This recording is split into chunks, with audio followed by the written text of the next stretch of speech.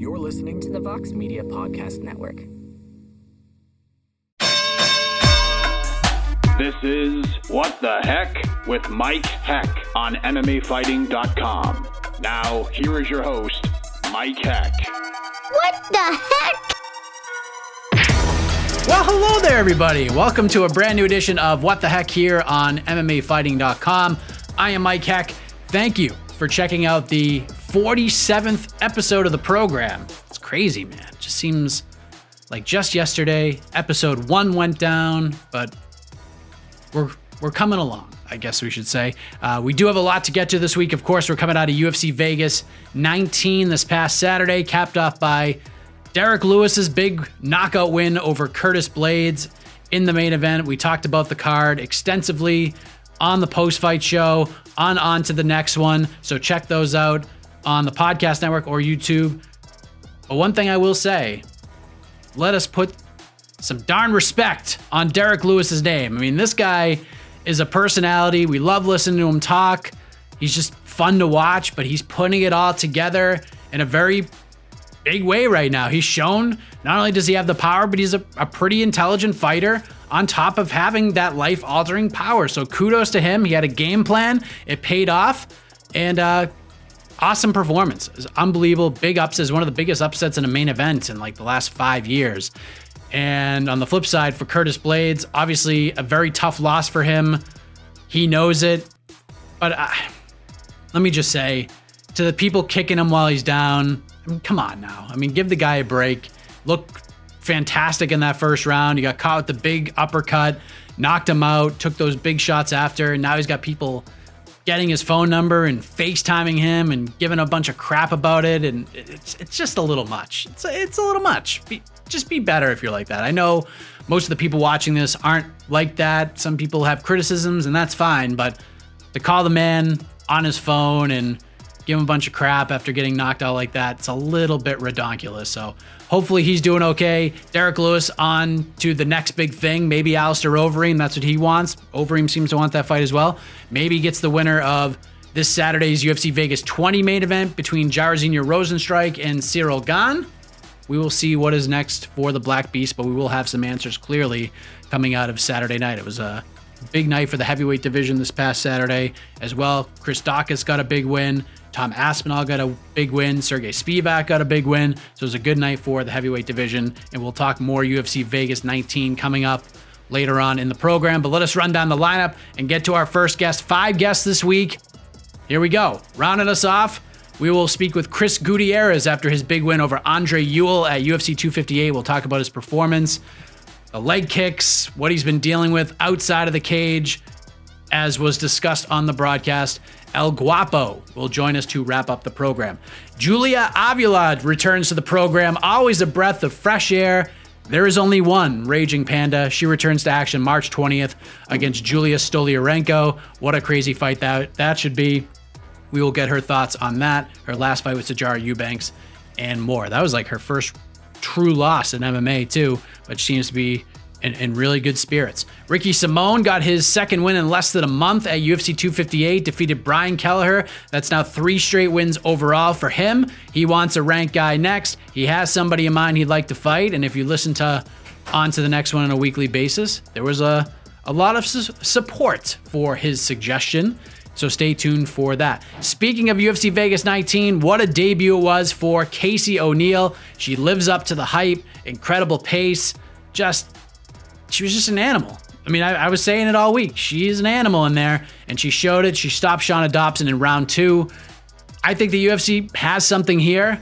Definitely excited to talk with King Casey for the first time in around 20-25 minutes or so. But first, we kick things off with a man who has his sights set on UFC gold. In fact, there are a lot of people out there who support this idea, and the door opened a little bit more last week, as you may have seen on social media. More on that right now with the one, the only, Stephen Thompson. All right, back on the program, the number 5 ranked fighter in one of the more interesting divisions in our sport right now, the NMF champion, and perhaps, maybe, another shiny gold belt could be in his future with the way things are playing out right now. Let us say hello to Stephen Wonderboy Thompson. How are you, man? Doing good, man. Glad to be on with you, brother. How's everything going? Everything's going great, man. I appreciate you coming back on. A lot to discuss with you, but first off, happy belated birthday, my man. How does the big 3-8 feel? Feels amazing. I feel like I'm 25 years old, and happy birthday to you as well, big 3-8 as well. So hey, we're moving up together, man. Right. We're getting older. I feel spry. I feel like a spry 38-year-old. 100%. I'm there with you. I'm feeling the exact same. But no, it was a good birthday, man. I'm feeling great, man. Feeling great. I hear you, man. But before we get into this 170-pound puzzle that you are in the middle of right now, how are you feeling? I mean, I know you were dealing with a couple of injuries after the Jeff Neal fight. Wasn't anything that was going to keep you out for like a really long time. But what's the status on everything, if you don't mind me asking? As of right now, everything's good. The hand's still giving me a little problem. I got an MRI on that this week. But other than that, the leg's fine. I'm training. Everything feels good. Just gotta get this hand looked at. That's the only thing keeping me from competing like today. So so I'm feeling good, man. That's good. I mean, your name has come up a lot over the last several weeks, Stephen. First, we found out that Khamzat Chimaev was out of the March 13th fight with Leon Edwards. A lot of people wanted to see you step in there. You actually had like a call out of Leon Edwards last year, which blew everybody's mind. Although, like you said, it wasn't going to be possible unless the fight could get pushed back a couple of months at best. Did the UFC actually like reach out to you at all, at least inquire about your services to fight Leon? Or were they aware of what was going on with you? No, they didn't. I think they, number one, was aware kind of like, what was going on with me. But I think on top of that, they really needed somebody for that March 15th card and, for main event. So they were looking for somebody who could make that. And I couldn't do that at the moment. I was hoping that, they were going to, take him off the card and maybe be ready in April or May, because that's when I'm looking about coming back and can make that fight happen. So yeah, man, I don't know who he's going to be fighting at this point. I think they were trying to get Colby Covington. Colby's like, nah, man, I'm not fighting this guy. So, it's kind of up in the air at this point. A lot of things happen in the welterweight division, a lot of stuff, not happening in the welterweight division. He's got a fight, man. You didn't hear? No, I didn't know. Oh yeah, that's right. He's fighting Muhammad, right? Yeah. Muhammad Belal. Man, and wait for that guy to step up and shooting his shot, because he fought 2 weeks ago? Fought at the pay-per-view, yeah. Yeah, he fought 2 weeks ago, man, and came out with a win. So good for him. That's right. I forgot all about that. You got to remember the name, Stephen. Remember the name. I know it. Dadgummit. But good for him, man. So I'm glad he's making that step up and looking for a good show, and definitely going to be watching that fight really closely for sure. Things, like we said, they've gotten very interesting for you. We had the welterweight title fight at UFC 258, Kamaru Usman versus Gilbert Burns. Really good scrap for as long as it lasted. Showed the swings that the sport can bring. And in the end, Usman overcame some adversity, retained the title with a third-round finish of Durinho. What did you think of the fight and another successful title defense for Kamaru Usman? Yeah, man, 100%. I mean, Gilbert Burns was hungry, was very hungry, and this was supposed to be his toughest fight yet, and that's what everybody was thinking. That's what I thought. And the first round kind of showed that. Like, man, my goodness, Gilbert Burns is put on some heat right off the bat. Usman is a champ, man, and he's a champ for a reason. He kept super calm and, took the punishment. I don't think he took a lot of damage because he blocked a lot of it, but came back in the second and third round to finish him with a jab. And he's known for his wrestling, and he's taking guys out with a jab. Man, that shows the evolution of Kamaru Usman. Was looking to see just the same old Usman out there, maybe taking him down, using his wrestling to try and nullify Gilbert Burns' jiu-jitsu, but he's very confident in striking. I do believe that if we fought, he would definitely change game plans. He would not fight me the same way. He would definitely fight use his wrestling background to try and get me to the floor. But, dude, hats off, 2 thumbs up with an amazing performance for Usman for sure. Where do you rank Usman right now in like the grand scheme of things? Like there are folks who are out ready to throw him in the conversation with a guy like George St-Pierre, a man you're very familiar with. Yeah, others think it's a bit premature to make those comparisons, but everyone agrees that he's at least like on the road to getting there. What have you sort of made of his rise, considering his road was pretty long to get to the belt because he had a lot of difficulty finding the right fights along the way? Yeah, he did, man. But I mean, when you're comparing yourself to somebody like George St-Pierre, who's defended the title like what, 12, 13 times, something like that, and he's defended it 3 times, I think. Yeah. Yeah, I think it's a little too soon to be putting him up there with GSP, but he is on the way. Of course, I think everybody's on the way, to try and get there. But at this point, he's doing a great job. His last 3 performances they've all been just ridiculous. Just like, man, this dude is getting better every time I see him.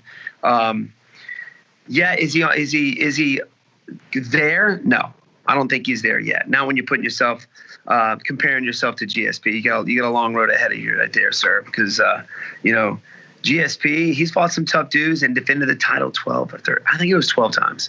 12 times. That's ridiculous, man. Crazy. But yeah, man, I don't think he's quite there. Yeah, GSP's run is ridiculous. I think it was he had actually like 9 title defenses and then 11 or 12 title wins, something in that realm. Just the guy's crazy. A winner. Yeah, something crazy. And then comes out of retirement and wins the 185, title, which is crazy, man. The guy's the GOAT for sure. And like I've seen him recently, he's got hair. He looks so weird with hair. I don't know if you've seen his Instagram. GSP has hair. Like, shave it, man. Shave it. I don't know. He looks good with it, but it's like, it's weird. He doesn't look like the same guy. Yeah, he looks like a lot thinner now too, but not like he's leaned up. In shape though, like an in shape. Oh yeah. He's doing a lot of he's like into the fasting thing. Like he went on like a 3-day water fast. He does the cold baths, which I've seen heard about a lot of people say there's a lot of benefits to that, doing the cold baths, cold showers for like so many days or something like that. Of course, the guy's always been a nut. I would go up there and, be involved with his training camps, and he would go to these spas in the middle of winter. I mean, snow outside. He's outside in a cold bath, like a 50-degree cold bath. And it's just like, no. I stuck my toe in there. I was like, no, there's no way. There's no way I'm doing this right now. I'll catch you guys on the inside. But he would be out there, man, in the full-out snow in a cold bath. I'm like, you're nuts, man. So he's a wild. I know. He is a wild male. There's no way I can do that. So he's a different breed for sure. Absolutely. So after Usman wins, he does something champions don't normally do. He has a name in mind. He calls out Jorge Masvidal, and of course they met in July. Usman got the win, defended his title. It was a short notice fight, and you were on the show talking about how you were a Masvidal fan heading into that fight because old Gamebred, the old BMF champ, called out, said the NMF champion, if I win the belt, I want to run it back with that guy. So as you're watching the end of UFC 258, Usman retains the title and he calls out Masvidal. What were you thinking? I was like, okay, for one, I was like, the guy, his last fight was you. Masvidal's last fight, I believe, was Kamaru Usman, right? It was, yeah. Yeah. So it just doesn't make sense for the guy to fight him again. He clearly lost. That was short notice. But I just think that Kamaru Usman knows. I mean, it's smart. It's smart for him. He knows he can beat him, and for a high pay, and it's a big name. There is beef there, so it makes sense on his part. But as a fan and as a fighter and as somebody who's been at the top of the game and trying to get title fights, it doesn't make sense for the UFC to make that. As a fan, it doesn't make sense for that to happen. Fight somebody you haven't fought yet. You beat pretty much everybody except for one, me in the top 5. That's it. Of course, you got Michael Chiesa, who's ranked number 6. He haven't fought Michael Chiesa either. But, man, keep on going down the line. Go down the line. You beat everybody up here. Who's next? There's this guy. So, I think a bigger fight would be, I don't know, man, would be like George Masvidal, Leon Edwards. I think Masvidal has beef with everybody at this point, except for me. But that would be a big card too, a big fight. Him and Leon Edwards. We just saw that fight happen with him in Usman, so it doesn't make sense for it to happen again. So yeah, not even Colby Covington. Who was his last fight? Was it Usman? It was Woodley. It was Woodley. That's right. That's right. It was Woodley. I think Woodley's got a fight against Vicente Luque, who I fought a year ago. So man, all these guys got fights except for me, man. So hopefully, I'm trying to get that title fight. Like, come on, Usman. Come on, man. Fight somebody you hadn't fought yet. This sport, I mean, I actually, coming out of that event, I mean, obviously Usman was the big winner. Julian Marquez, trying to get the date with Miley was a big winner, and then Anthony Hernandez was a big winner. But I thought Masvidal was a big winner coming out of that. I thought you were a big winner coming out of that. I thought Colby Covington was probably the biggest loser coming out of that event because he was supposed to fight Masvidal. It was all like right there, and all that's kind of taken away. And this sport is a very interesting world, as you've seen throughout your career. While things seem so simple on paper, there's more than meets the eye behind the scenes. And it seemed as if all signs were pointing towards this Usman Masvidal thing taking off right away. They were talking about maybe the summer, possibly coaching the Ultimate Fighter. And then last week, we see Usman come out and say, I'm not feeling generous anymore. Anybody can get it. So as the one guy in the top 5, Stephen, who hasn't fought Kamaru Usman, that tweet must have been like music to, like, I guess, your eyes, was it not?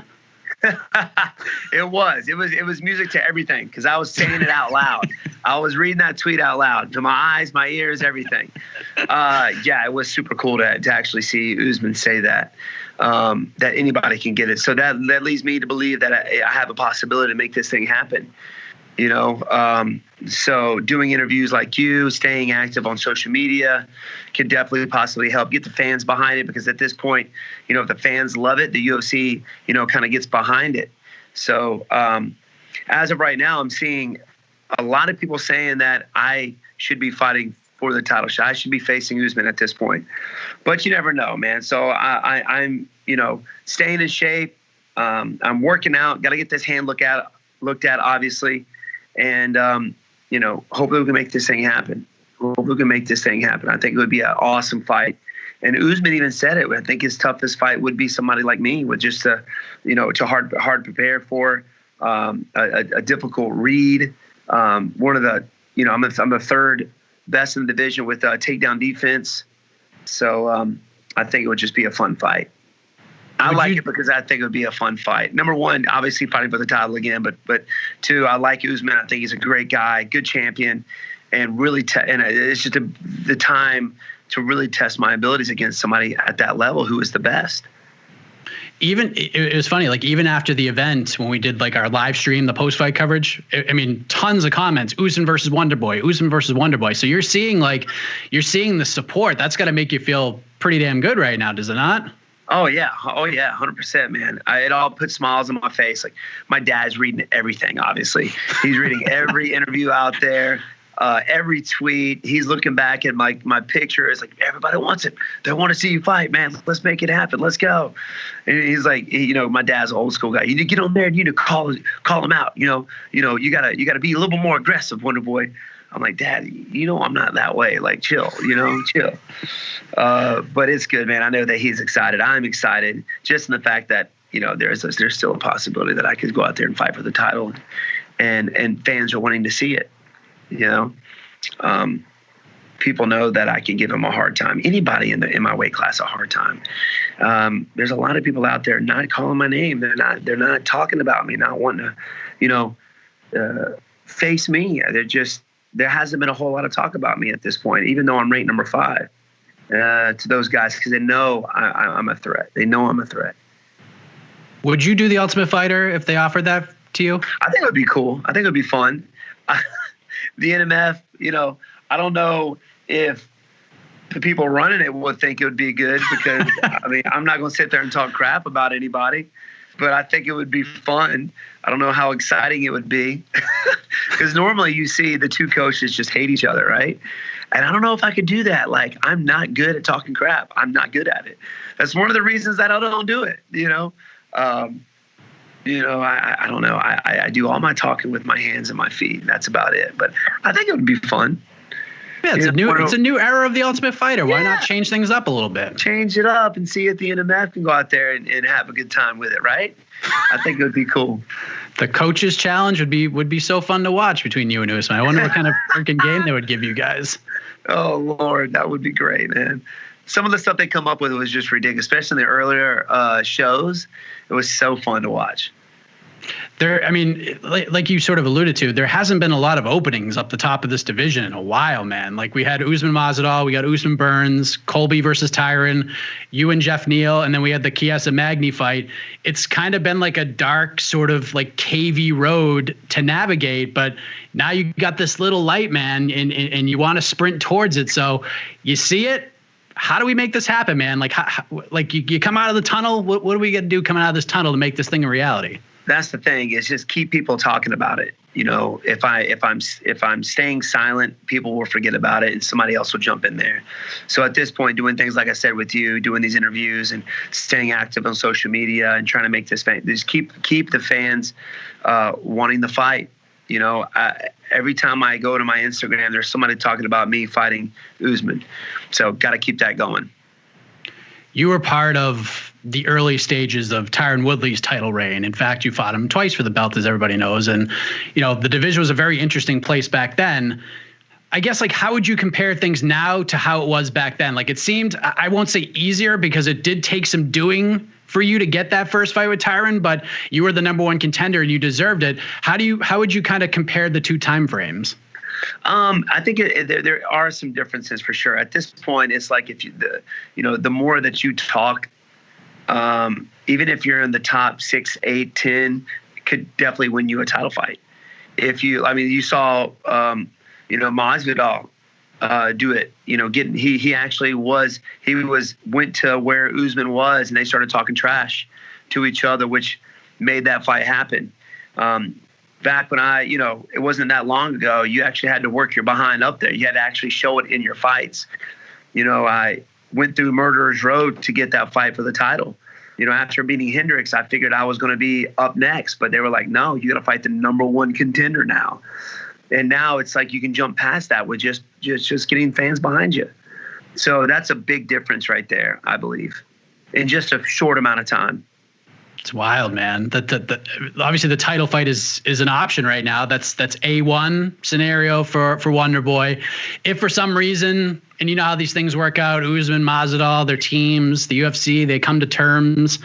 What else kind of sticks out to you? I mean, there's Colby, there's Burns, there's Mike. Actually, there is one guy who likes to fight with you, Michael Chiesa. He said, if we fought, let the nicest MFer win. That's what he told me on the program. So, and now we got Nate Diaz saying he wants to come back and fight at 170. So what kind of sticks out to you if the title fight isn't there for you at this point in time? Well, my last 3, 4, fights have been guys, ranked behind me. I want to get a fight, either somebody ranked above me or with a big enough name that will help get me there. So, I mean, yeah, obviously Colby, anybody in the top 5, I would love to fight if me and Usman doesn't happen. It's really up to, them willing to do it. The NMF, Colby Covington, Burns, anybody up there, Leon Edwards, if maybe he has another falling out, I don't know what could happen between now and then. But, or even Nate Diaz, if he's thinking about coming in April or May, I hear that's kind of his time frame. That's kind of mine as well. So somebody like him with the name as well, who I think is an OG, man. He is an OG. Would that makes sense for me. That makes sense. But for somebody that's ranked behind me, even though Chiesa is right there, it's like, give me somebody ranked above me because the past year and a half, 2 years, I've been fighting guys ranked behind me. It's like, like I said before, I just don't want them to try and make me, hopefully they're not trying to make me a gatekeeper at this point. I think I deserve it, somebody ahead of me at this point. So keeping my fingers crossed, man, and still trying to shoot for that Usman fight. But if I don't get it, man, give me Nate Diaz or somebody ranked above me. Give me the NMF. Give me Colby Covington. They are both interesting contrasts of build-up styles between yourself and Nate and Colby. I mean, just that's magic right there, Stephen. It's great television. Thank you, man. I appreciate it. One way or another, with your name strongly in the mix right now, sometime, you said in our last conversation, sometime in 2021, Stephen Wonderboy Thompson is going to fight for the welterweight title. You got to be feeling much better about that prediction right now. Oh, 100% right now. Oh my gosh, I'm ecstatic. It makes me want to go out there and just hit the bag right now. I just got done hitting them. I want to go back out there now after this interview. There you go. That's what we aim to do. We aim to get you back out on the fire me up, baby. Bats. Let's go. When that moment comes for you, and I'm sure you've envisioned this many times, Dana White wrapping the belt around your waist, I'm sure that those thoughts cross your mind ahead of those Woodley fights. Will it be like much sweeter for you to do it now than it would have been back then, considering the injuries, all the things you've gone through? This would be just an incredible story and an incredible thing for you. Like, what would that mean to you at this point in your life and your career to have that belt wrapped around your waist? It would be more than anything. And I don't think just for me, but, everybody that helped get me here. My coaches, especially my dad. My dad's been with me since day one, and he talks about that title every day. As if he's the one fighting for it. I think in some way he's kind of living through me a little bit. He's been there since day one, so he knows the drive. He knows the hard work and the sacrifices I made to get to where I'm at, and he made those as well. So for me to win that fight, not just for me, but for him, would just mean the world to me.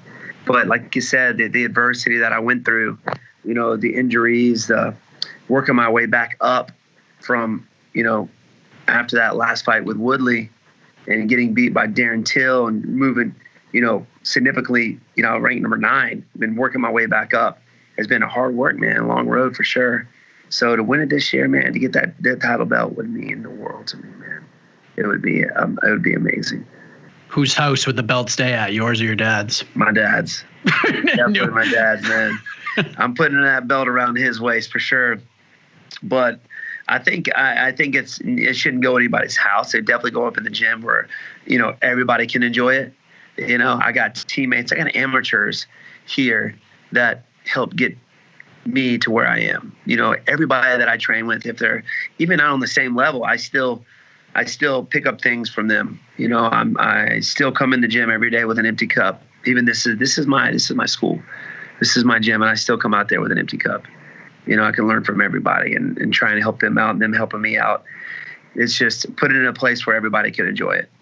So your dad gets it for like a weekend, and then it goes up in the upstate karate wall. He'll get certain custody. He'll get, the weekends. We gotta give you a day or two during the week too. Man, I mean, come on. I should at least get the week, every other week or something. I agree. We'll have to draw up some kind of contract. Maybe LegalZoom can sponsor this interview or something. Write it up. I kind of thought about you in January because, kind of going from one nicest MFer towards another. I want to get your take on Dustin Poirier's big win over Conor McGregor, because what a moment that was for him. Another guy who has had a crazy road in the sport, had to come back from some tough times. He gets the chance for vindication and delivers in a big way. What did you make of Dustin's win, the well-deserved shine he's getting right now, and how much did that sort of fire you up?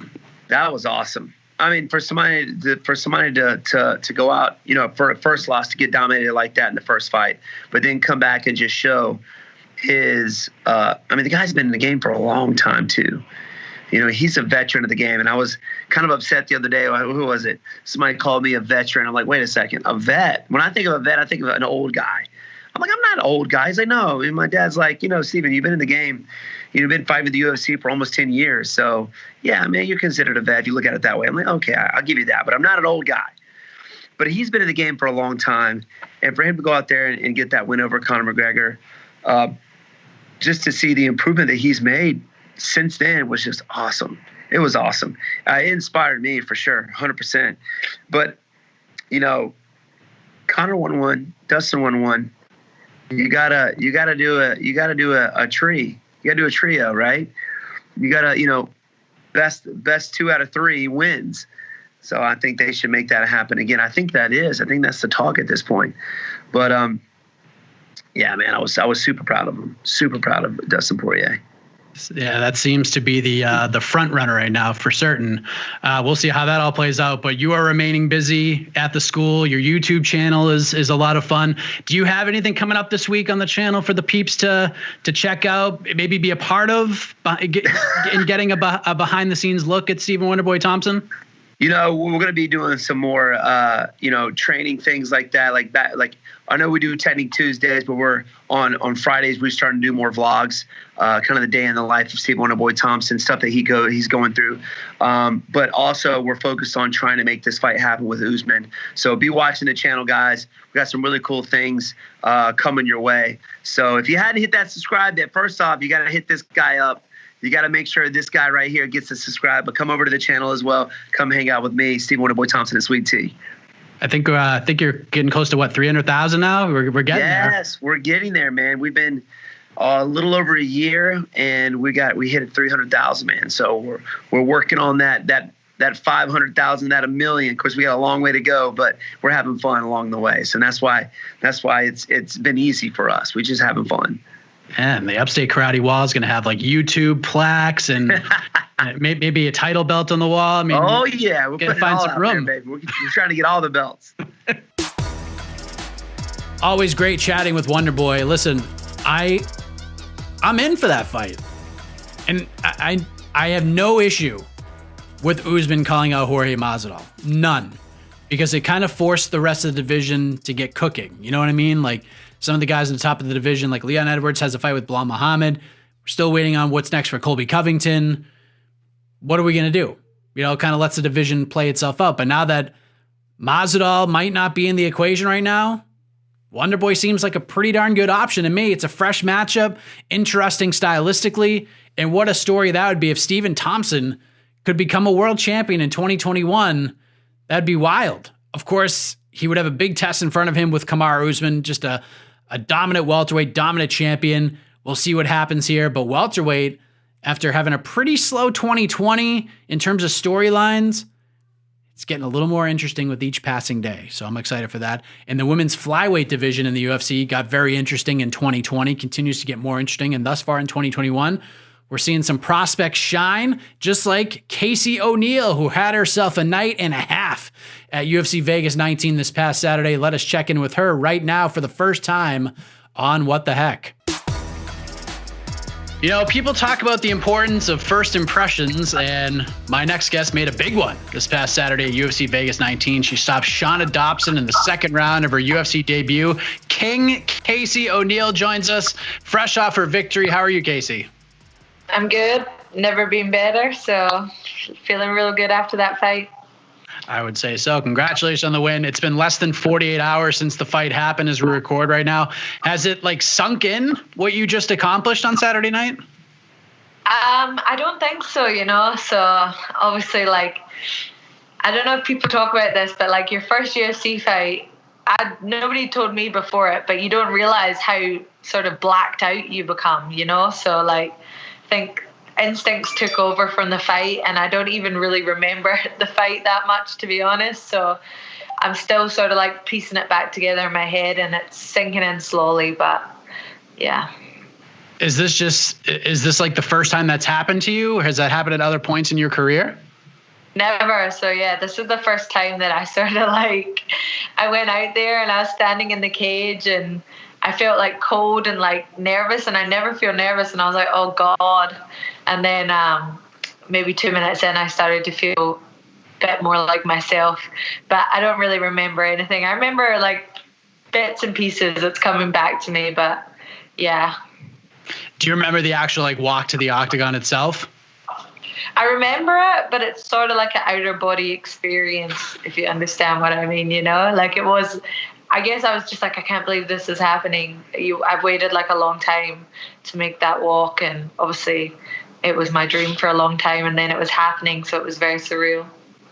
Did it sort of live up to the expectations that you set for that walk? Because, it's different for, a 23-year-old who's 5-0 making that walk compared to a 16-5 fighters in their 30s.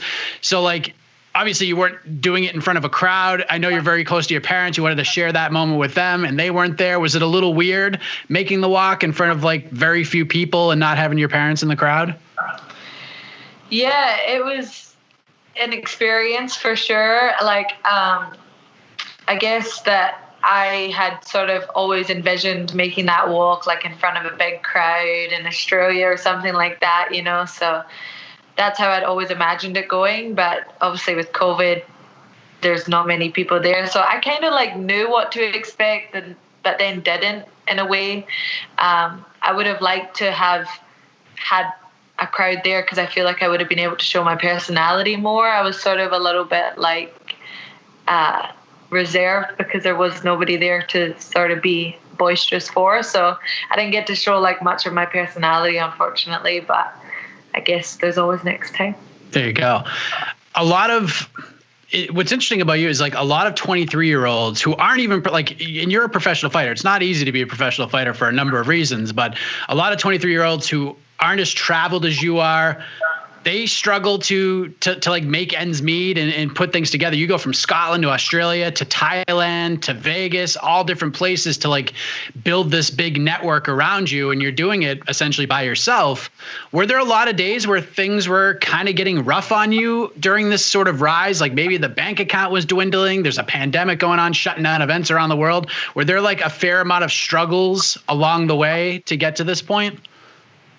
Yeah, I mean, I would say probably the past 3 years straight has been a struggle. So obviously, like you said, moving around a lot and just making it work for myself. And Thailand's a relatively cheap country, which is something that helped me. And obviously winning the scholarship with Tiger Muay Thai, they helped me out a lot financially as well. But definitely once I got to Vegas, I wasn't already signed when I got to Vegas. I was still trying to get signed.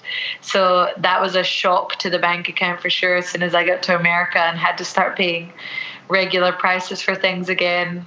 I was like, you need to make this happen. Like now, get yourself there because you're running out of money. And thankfully I did. A couple weeks later, I ended up signed and I made it work.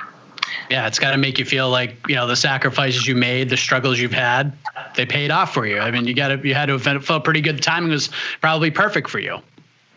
Yeah, I mean, I'm a strong believer in everything happening when it's meant to happen. So I never stressed the fact that it hadn't happened for me yet, per se. But obviously, I was starting to get stressful in a way because I was like, well, then maybe you need to find another fight. You need to fight for someone else. You need to make some money, or you maybe need to go somewhere else. But yeah, I've always been able to make it work for myself. So I think I strive in uncomfortable situations, especially like being young and moving around by yourself. You really have to learn how to sort of depend on yourself. So no matter what, when the bank account was running low or the motivation was running low, I can always like pull myself out of it and make something happen.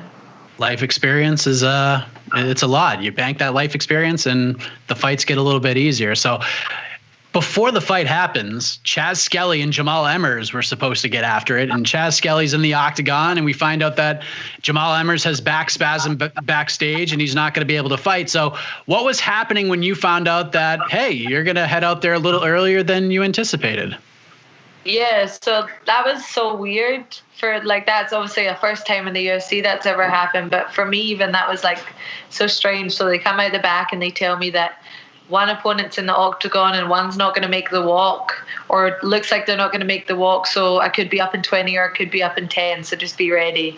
So the pressure of my first UFC fight, and then added pressure of, oh my God, I'm like, am I walking now? Am I walking then? And then that's like starting to like make me nervous, I guess. And yeah, then eventually his opponent didn't make the walk. So they're like 5 minutes. And we had to go. And yeah, luckily I was already warm. Actually, like that wasn't the first weird thing of the night. So that other fight fell off, the Luis Pena fight.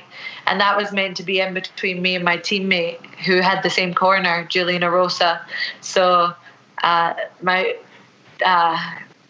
team found out about that, and they're running between the change rooms to warm both of us up at the same time. So yeah, it was all a bit up in the air, and everything was a bit crazy. And for my first experience, I think that all the craziness sort of just added to it, and it ended up being even better after I won because everything was done and relaxed. What's more taxing on you, the anticipation for the fight or the fight itself? Because like putting pen to paper on a fight in like November, for a fight like in February, you're in the UFC, but the fight isn't for like another 3 or 4 months. Does the anticipation levels, like just getting to the fight, sort of exceed the actual fight itself for you?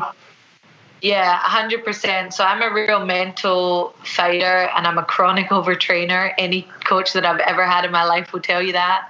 So I found out about the fight in November and I put myself in fight camp straight away. I was like dieting and training 3 times a day and everything. So the body was getting broken down and the mind was like racing. Obviously, wanting to make a good first impression of my first UFC fight was my biggest goal.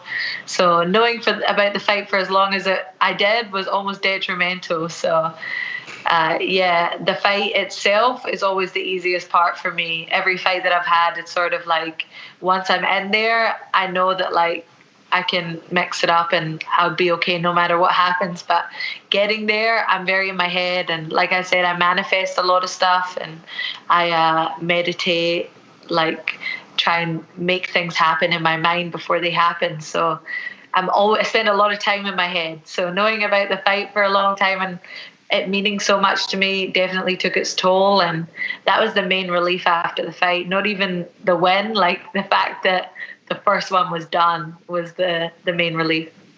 So when they come in and tell you, hey, you're fighting early, you're probably like, let's go. Let's get this thing rolling. I was actually happy. I was like, yes, 10 minutes is good, actually, because 20 minutes, my heart might explode.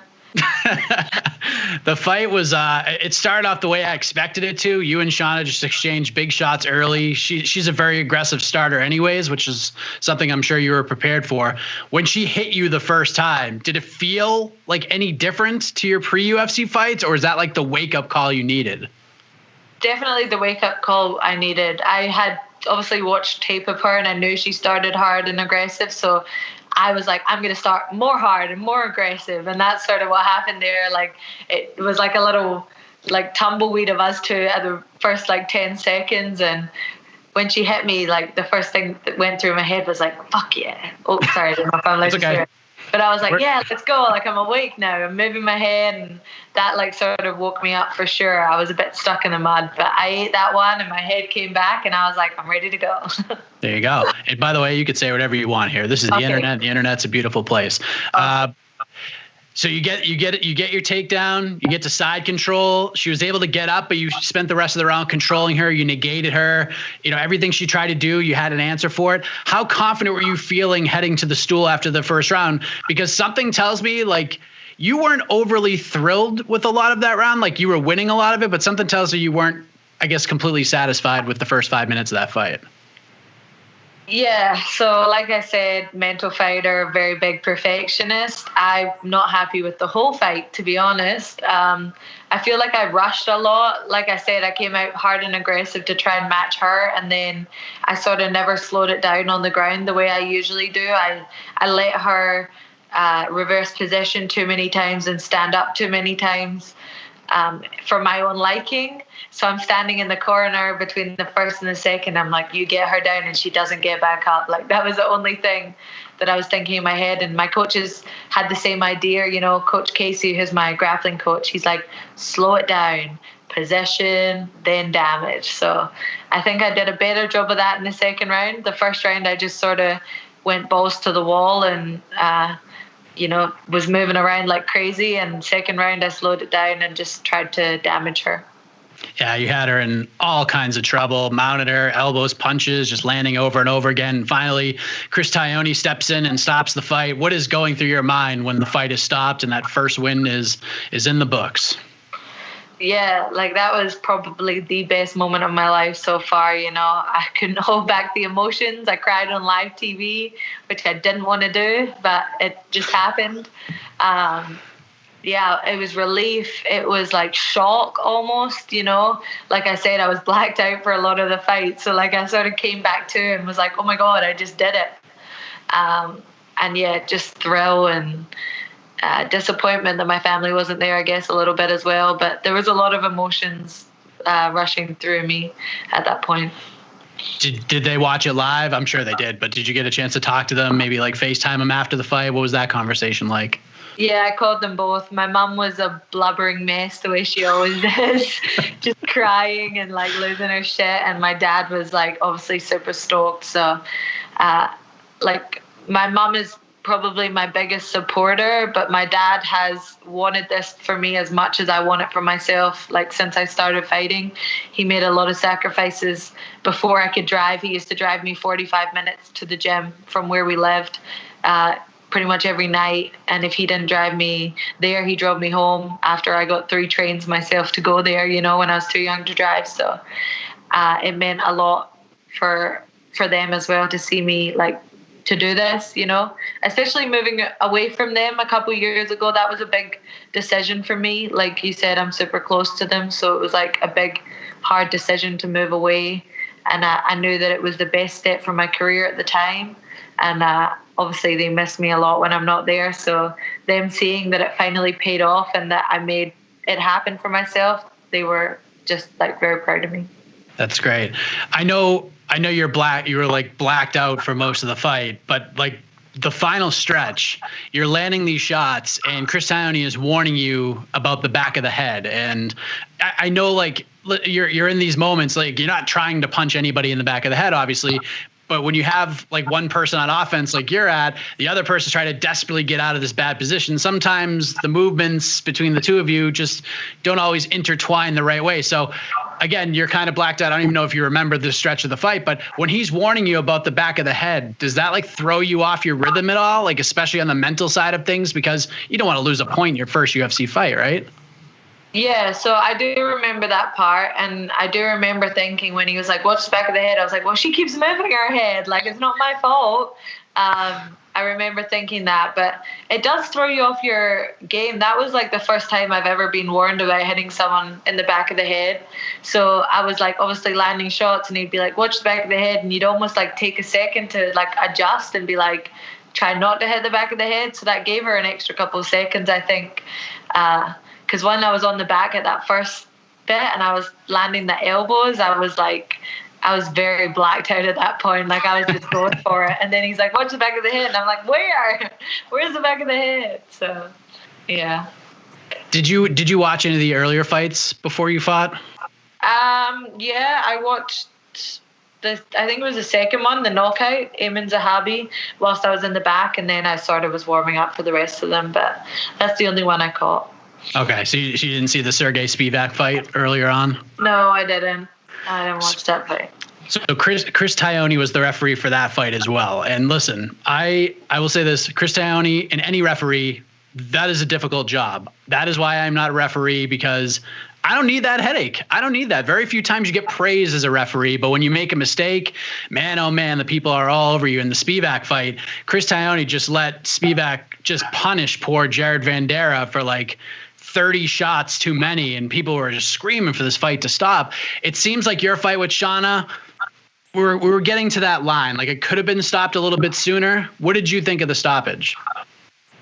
I mean, I liked that it went a little bit longer because I like hitting people, so I got a little bit more time to hit her. But yeah, I don't know. I feel like my one was good timing, to be honest. I've watched back the fight a couple times, and a couple of the strikes that I was throwing, because I was in such a high mount, she had her elbows up and I was just smashing elbow to elbow. So I think he could see that, and he definitely stopped it at a good time though, because she wasn't moving like once I got to that mount in the second round.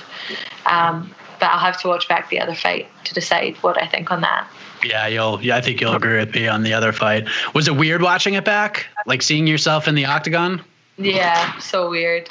Like I've watched it maybe 3 times now, and even just like it still doesn't feel real that I did that, like, you know. So I think that it's going to take a couple. I've got quite a few friends who were already in the UFC, and they were telling me, they were like warning me a little bit about the fact that the first 4 sort of are like out of body experiences. You need to get that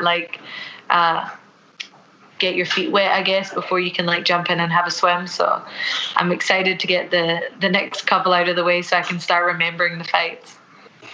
To share that moment with Ty Guerter, and those watching right now, he's a Bellator middleweight, very promising prospect. He's in your corner. What was that like for you to kind of share that big moment in your life with him? It was cool, so like obviously we were together for the whole fight camp, and he knows how much it meant to me and everything. So to have him there like and see me like actually do what I said I was going to do, I think that it was pretty cool for both of us. And now it's my turn to go and do the same for him. So I'm excited to be on that side of things, because I think it's more nerve-wracking. Like, I think my one was more nerve-wracking for him, and I'm pretty sure his will be more nerve-wracking for me. But yeah, it was cool to have that moment together. As you probably have gotten in pretty much every post-fight interview you've ever had, we only let you soak up these wins for so long, Casey. It's on to the next one. What do we want next? And it didn't look like you took a lot of damage in the fight. When do you want to come back and keep this train rolling? Yeah, so I called my manager about 20 minutes after the fight and was trying to book another fight. So hopefully we're going to aim for the first couple of weeks of May or the end of April. So I don't want to wait any longer than May. So Mick knows that too. I've made sure that he knows that. So we're getting back as fast as possible. My main goal this year is to have 3 or 4 fights and make a name for myself. So I started chapter 1, but I got a long way to go, and I'm only just getting started. Yeah, I'm glad you said that, because I mean, when you look at the development of your career, and you're in the very capable hands of Mr. Danny Rubenstein, one of the best in the game. He's been with people who are in the position you're in right now. I assume you have very lofty goals, becoming a world champion, but is getting to that point something you want to get to as quickly as possible, or are you just kind of buckled in, ready to enjoy this ride, enjoy this development? Because like you said, you're only 23, you're 6-0 as a pro, you're not even near your athletic prime yet. Yeah, I'm not in a hurry to fight for the belt. I've spoke about it a lot. I want to fight everyone in the division. I just want to fight all the time. So being 23, I think that once you end up becoming the champion, you're almost like 1 or 2 fights a year at most, because it's a lot harder to fight when you're the champion. But being a contender, you get to fight as many times as possible. So I'm looking to just fight as many times as I possibly can for a little while. And if that title shot comes around, obviously we won't say no. But yeah, I'm happy with a slow burn. So when you saw some of the Kevin Holland last year fighting 5 times and going 5-0, you're like, that's what I want, something like that. Yeah, I've mentioned it in other interviews that that's sort of what I want to do, the same thing, So just stay busy and make sure that the UFC knows that I'm always an option to fight. So they know to call me when they need someone to jump in. I'm sure you don't care who's in the other side of the contract, but I do have to ask, is there anybody that you kind of have your sights set on? Anybody sort of stick out to you for the sophomore appearance? No, I mean, not anybody per name per se, but definitely since I fought Shana and she already had 4 fights in the UFC, I don't want to fight a newcomer or anything. I want to keep fighting people that have been in the UFC as well and test myself against better and better competition. I think that's one of the most important things to me, is to fight somebody better each time that I fight, so that I can try and improve myself. Fighting somebody who's tough is the biggest motivation for me in fight camp as well, to train harder and become better, good enough to beat them. So yeah. By the way, were you bummed you didn't get a bonus, or did you kind of understand it? I mean, you were so bummed. I was like, come on. I talked about the fact I was running out of money, guys. You could give me a little helping hand. But yeah. I mean, there's some stiff competition there. It was. Once I started seeing the amount of finishes on the card, I kind of knew that. I was like, oh, I guess I'm not getting one. But hey, Derek Lewis was getting paid $300,000. I'm getting paid a lot less than that. You could be giving me that $50K. I could use it.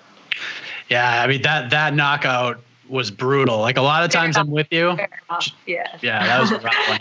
But even Julian Erosa, flying knees. I know the stoppage was kind of questionable. There were, you know what I mean? Sure. Yeah. The best part is, so obviously we're teammates, and I called my fight. I was going to finish in the second round. I'd been speaking about it because I had that dream a couple of times the night before.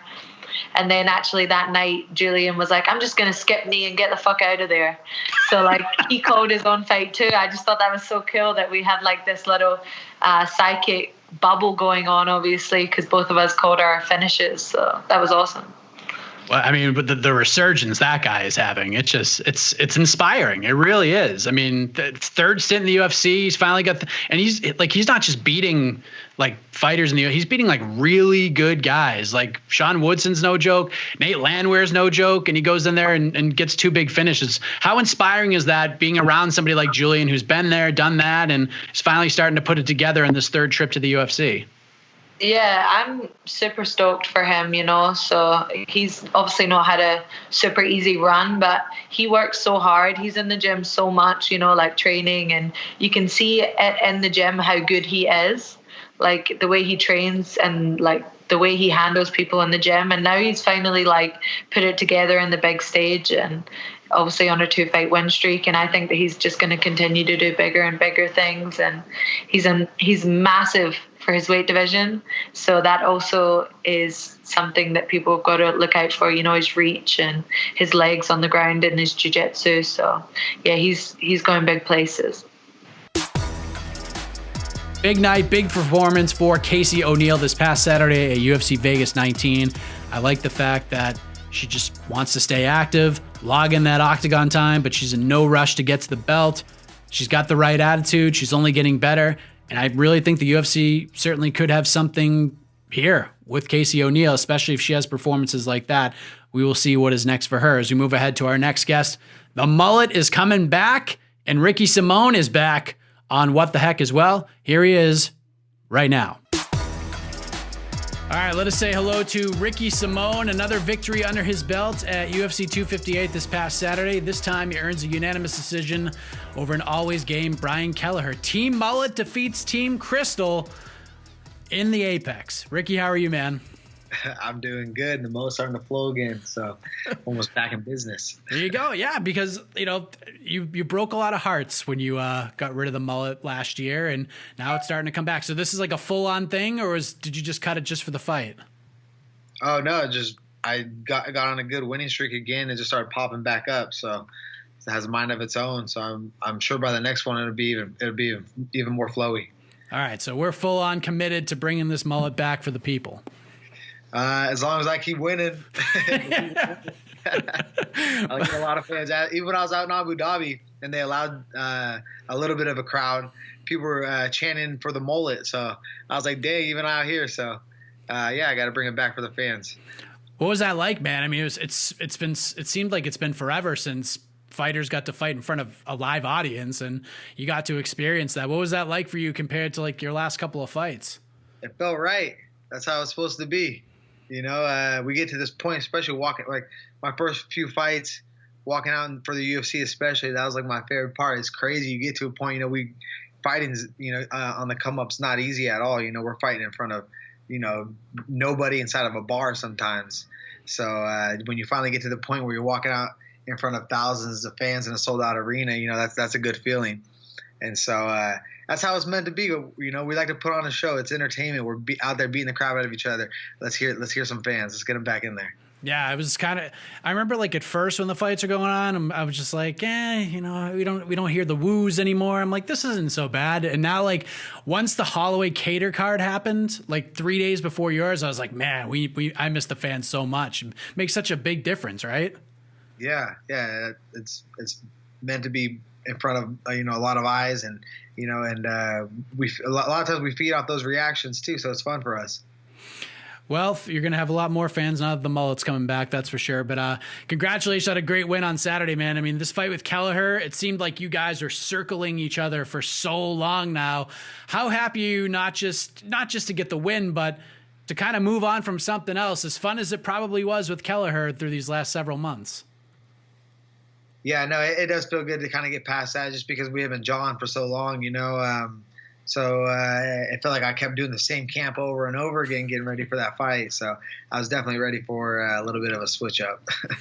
So this is 2 wins in less than a month. It's a position you've been in before. It's like right before your UFC debut, I believe the last time that happened to you. And while it's not the most ideal situation in the world, in today's UFC, we saw what that kind of activity did for Kelleher last year, for guys like Kevin Holland.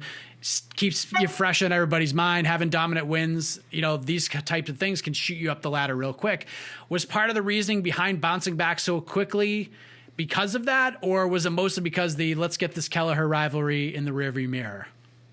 A little bit of both. I think, one, because it was a false positive both times I got the fights canceled, in our opinions, and we got retested, and there was never a double positive, in 2 in a row at least, and no one ever got sick. So part of it was getting that fight, over with, just because I feel like I owed it to him. I know he was still ready to go. So I was like, if I can get through this fight unscathed, then, I'm going to try to take that fight quick, because also I had that was a long layoff. A lot of fights get canceled. I had fought since May or something, one fight in 2020. And, the more active I am, the better I'm going to perform it, and the more comfortable I'm going to be in there. So I just want to keep the ball rolling. Oh my God. I just realized that was your first. So the Fight Island fight, the Borg fight was the only time you fought in 2020? That was in Florida. That was the only time in 2020. And that was the second show in Florida, I believe. And so I went to Fight Island with Paige. I was in her corner. I cornered a bunch of the Apex, but I never got another fight. The Kelleher fight fell off twice, and it was kind of a boring year. One fight. That's crazy.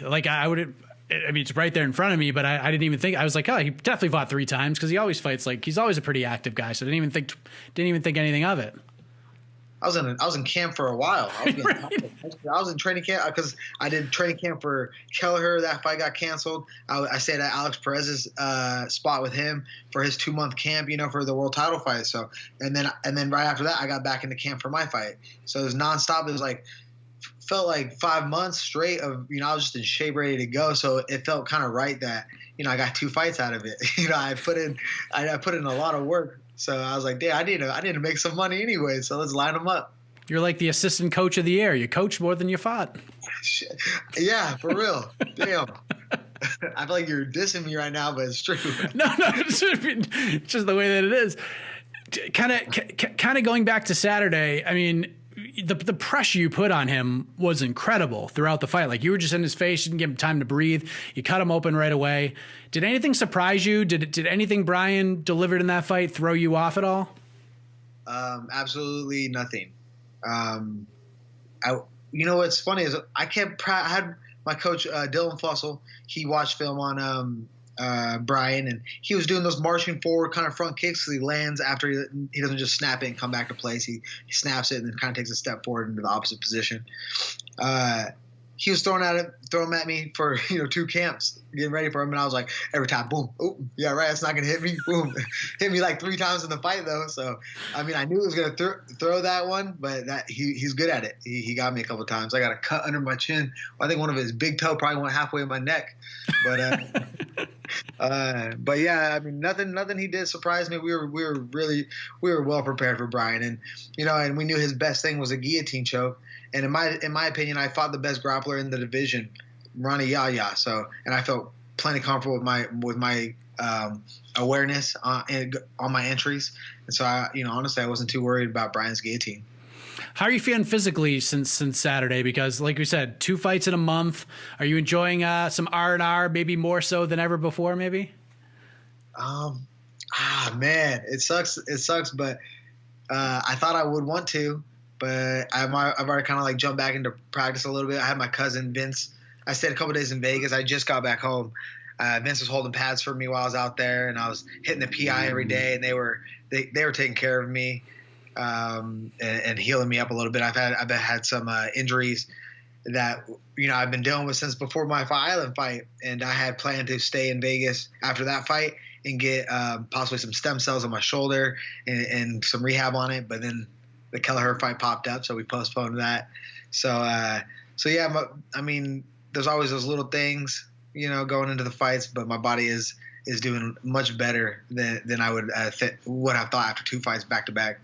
There you go. What did you and Brian talk about after the fight? Like, the guy's a smart businessman. He gets it. The Simon and Simone says stuff, like, it's got a ring to it. You were even like jumping in on it towards the end there, and even after the fight, you guys had a lot of fun, sort of going back and forth with each other. What did you guys say to each other after the fight, if you don't mind me asking? Yeah, no, it's funny because we've been like kind of jawing back and forth for a while now online and stuff. But I was always like, it was always just funny to me. Like, I never like was mad or anything. And I don't know if he felt the same way. Obviously, I think it was a lot more joking around than anything. But and I kept saying, like, you know, I was tired of seeing his bald head. Sorry, Mike.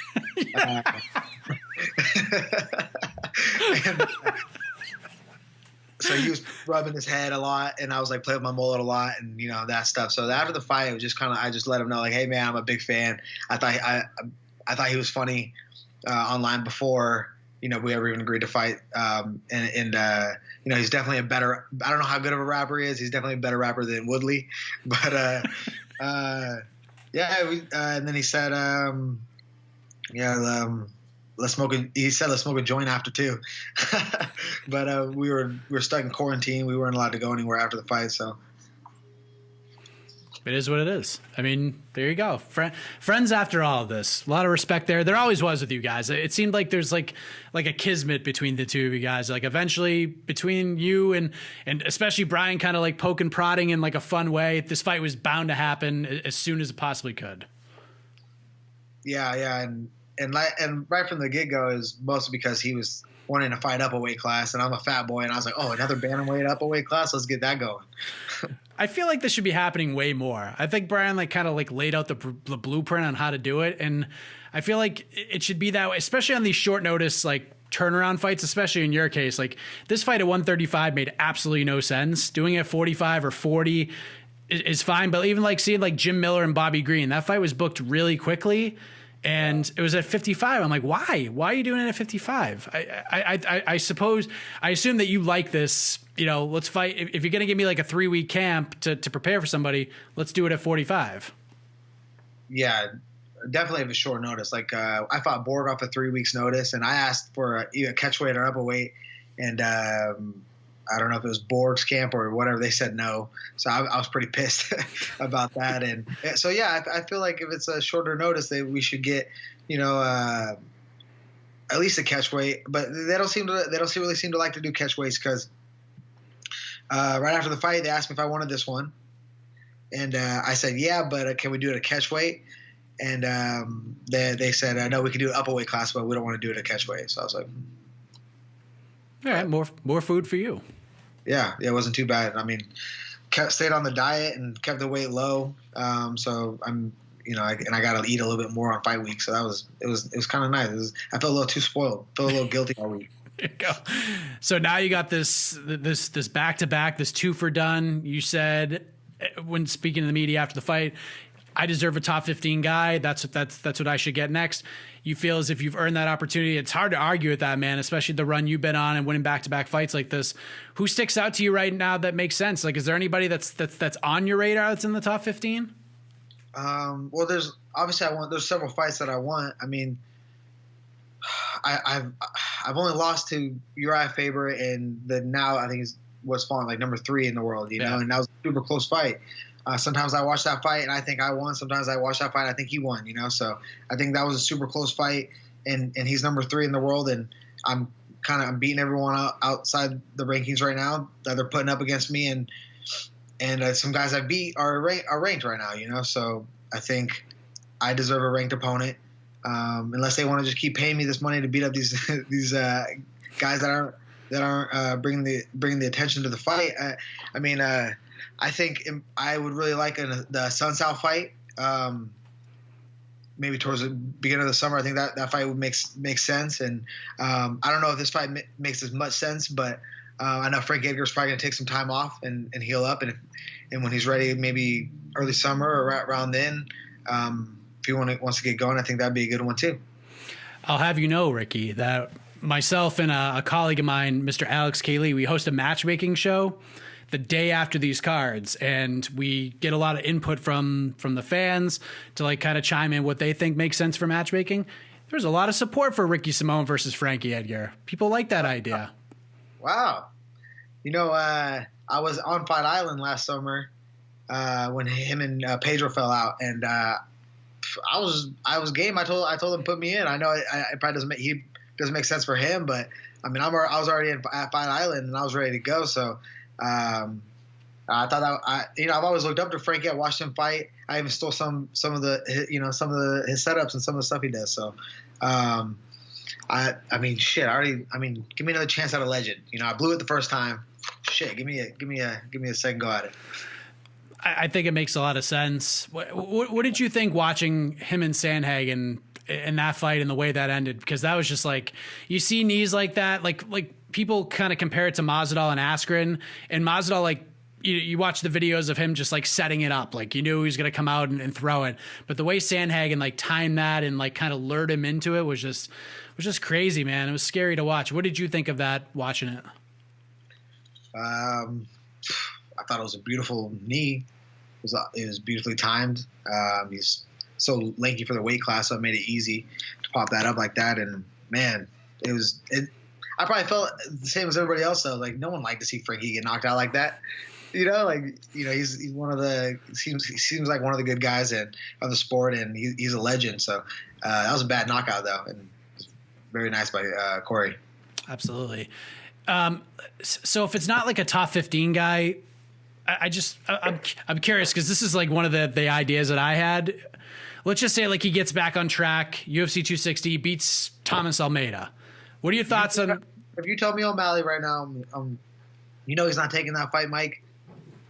O'Malley's not taking that fight. Why? Come on. You think O'Malley would take that fight? He fought Cheeto. I don't know. I mean, yeah. I mean, I was surprised he took that Cheeto fight. Like, I'm not a big gambler, but I saw how much of a favorite O'Malley was. I would have put some money down on my boy. I was like, oh, this is not going to be good for O'Malley. But I just think I'm like the worst style for him, right? Someone's going to grind him out, wrestle him, make him grapple, be off his back, drop him some crazy elbows on top of him. No, he doesn't want that. So you don't see it coming, but if they offered it to you, I'm sure you're jumping all over that, right? Oh, yeah. I've been wanting that. Ask my manager how long I've been asking for that fight. And he's like, Ricky, they're not going to give it to you. Like, you can try all you want, but O'Malley's not taking that fight. So, in my opinion, but he could prove me wrong. I'm always ready. Like I said, I'm already back in the gym. Today, I'm taking a light, went to Nogi, ran 4 miles. Taking a light, though, not going to do anything live, but I'm staying in shape. If anything happens to Almeida, I'll be ready. Oh, there you go. So, I think like Cody Stamann could be a decent option for you, just because he was supposed to fight not too long ago. His opponent Askar was out. Merab's still there. I know you already fought him and beat him. So I mean, there are top 15 options. Just a matter of like, when do you want to do this? Because I think both those guys want to turn around rather quickly and get something on the books. You kind of have options right now. You can either do that or you can take your time if you want to.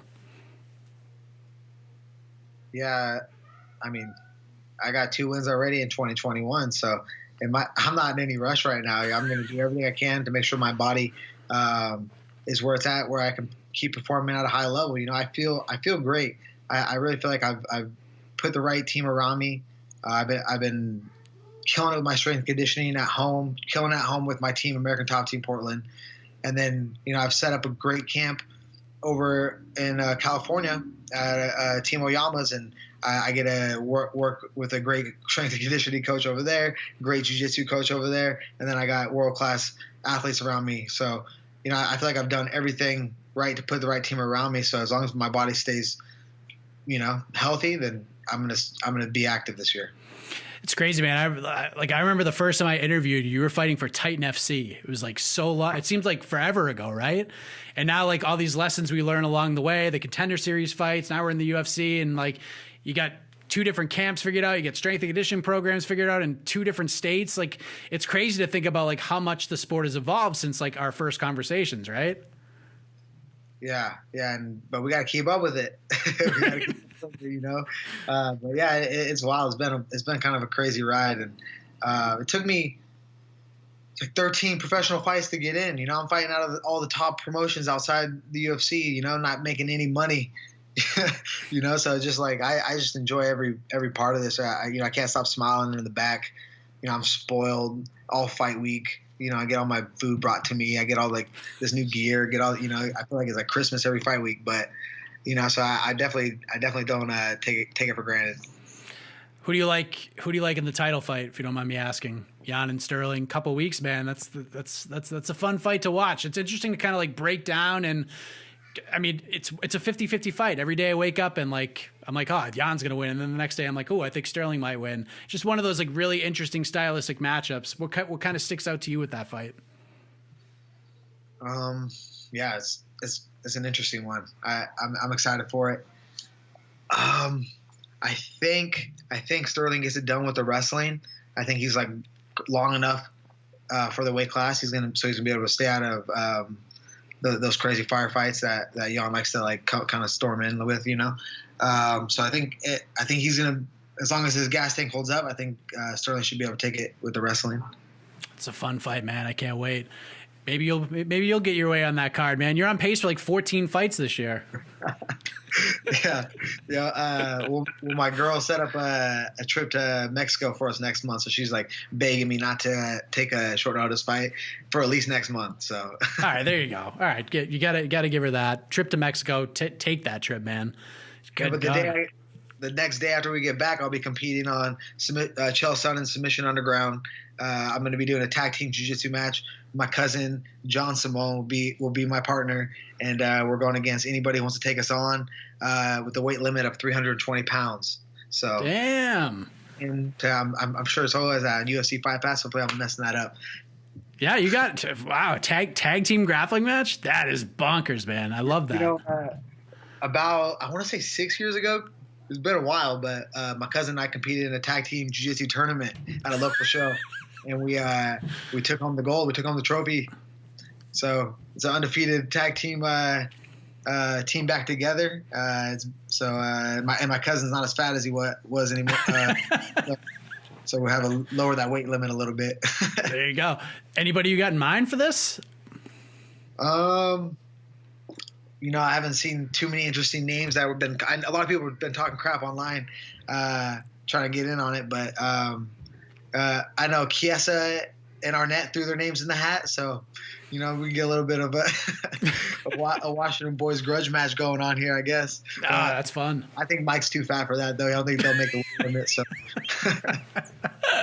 See, that'd be a little Washington rivalry. I like it, man. Another very strong performance for Ricky Simón at UFC 258 over Brian Kelleher. That is a very tough out, and Ricky's hoping he can get that fight with Frankie Edgar. I have to say, I like that idea. No issue with it whatsoever. I know Frankie wants to get in there with top 5 guys and try to get to a title shot. He had that really bad loss, the knockout to Corey Sandhagen, and hopefully he's doing better. He's feeling better. Hopefully he takes a little bit of time off, but Frankie's the kind of guy that, look at the Brian Ortega knockout. He got knocked out viciously in that fight and then was back like, a month later, 2 months later, fighting Cub Swanson. I think a fight with Ricky Simón and Frankie Edgar is a really interesting one. Plus, I kind of like the tag team grappling match call out with his cousin for Submission Underground. We'll see if there's any takers. Make sure you hit up Ricky Simón on the old Twitter if you want to take on him and his cousin John at Submission Underground. Chael P, make that happen. I'm excited to see how that all plays out. As we head to our next guest, she's got a big fight coming up in around a month's time. Back on the program, Julia Avila. Well, it's been a minute since the Raging Panda was in our lives here at MMAfighting.com, and it was time to remedy that situation immediately. She returns to action March 20th against Juija Stoliarenko. A little Julia versus Julia action. Let us welcome back the number 15th ranked bantamweight in the world, Julia Avila. Julia, how are you? I'm doing really well. I just finished training, so I'm kind of on cloud 9 and riding that high. There you go. It's nice to see you sitting still for a change. Oh, something like that. Yeah. We've done interviews with you on the treadmill, like all different types of scenarios. So this is but as always, good to see you. We have a fight on the books, which we'll discuss in a moment. But other than that, coming out of a busy few months in 2020, how has 2021 been treating you thus far? 2021 has been great. I've been training with a lot of new people, working with a couple new coaches, and I'm still keeping my camp here at OMA, but I'm adding a little additional things to perpetuate that growth in my martial arts career. So it's been pretty good. The temperature or the weather has been a little off the rails here in Oklahoma, but we work around it. I've been blessed to create my own gym, so I haven't skipped a day of training. Well, there you go. Yeah, I'm in Massachusetts, so I'm used to the snow and the ice. It's everywhere. It always is throughout the winter months. But this is obviously something that doesn't happen in Oklahoma that often, getting winter storms and getting all the snow that everybody had. Things got shut down for a little while, didn't they? Yes, it got to negative temperatures. There were people slipping, sliding all over the place. It was pretty atrocious for us Southerners, for Oklahoma, and for Texans alike. Yeah, I have a cousin down there, and we were talking the other day, and he was like, it's funny, people like don't care in Texas. Like they'll get in the trucks and they'll drive like it's sunny and 85 out. Like they'll just slip and slide anywhere. And they said that there was a pile up on one of the highways, like 130 something cars with some trucks and stuff. That's crazy. It's absolutely insane. But you know what? It also shows a lot of the camaraderie that we have with each other. Like there was a lot of people helping each other out. I actually helped out shovel out some snow for some of my neighbors, and we just banded together. So it really brings us together in these trying times. Absolutely. I could not agree more. So we last saw you compete in September. It was a crazy road to get to that fight with Sijara Eubanks. You were slotted in there to fight Nika Montano 3 different times.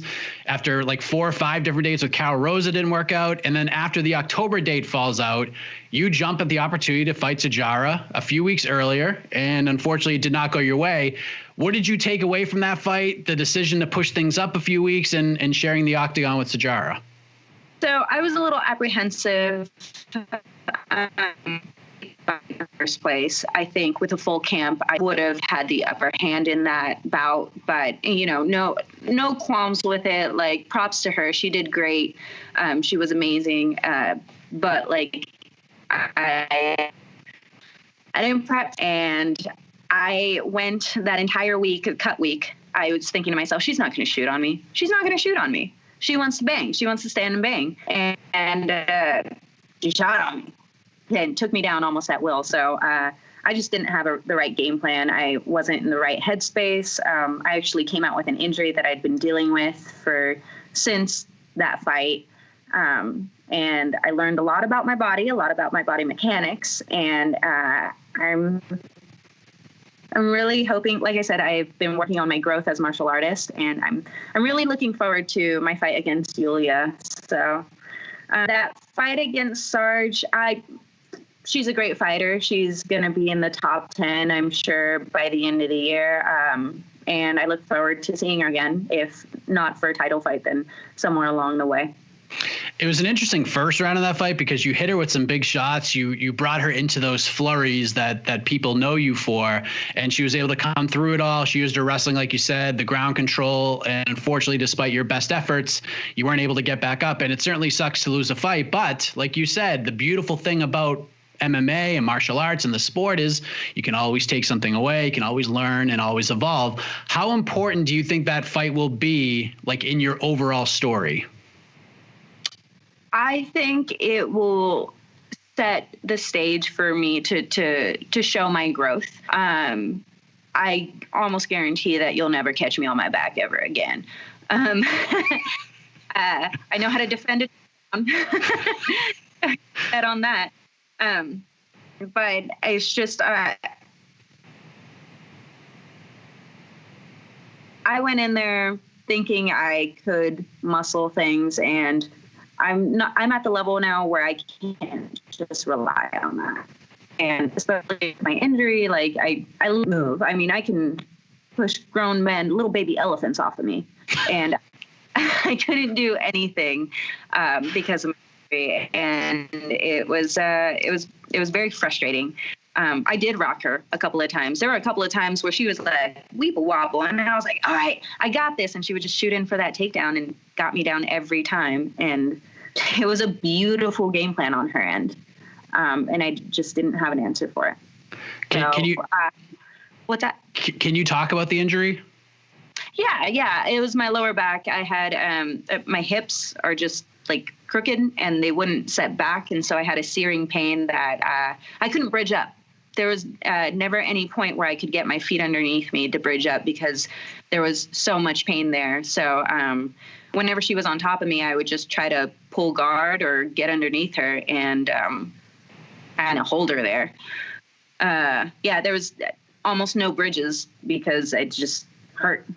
Now I'm like a hula dancer. I can move my hips left and right.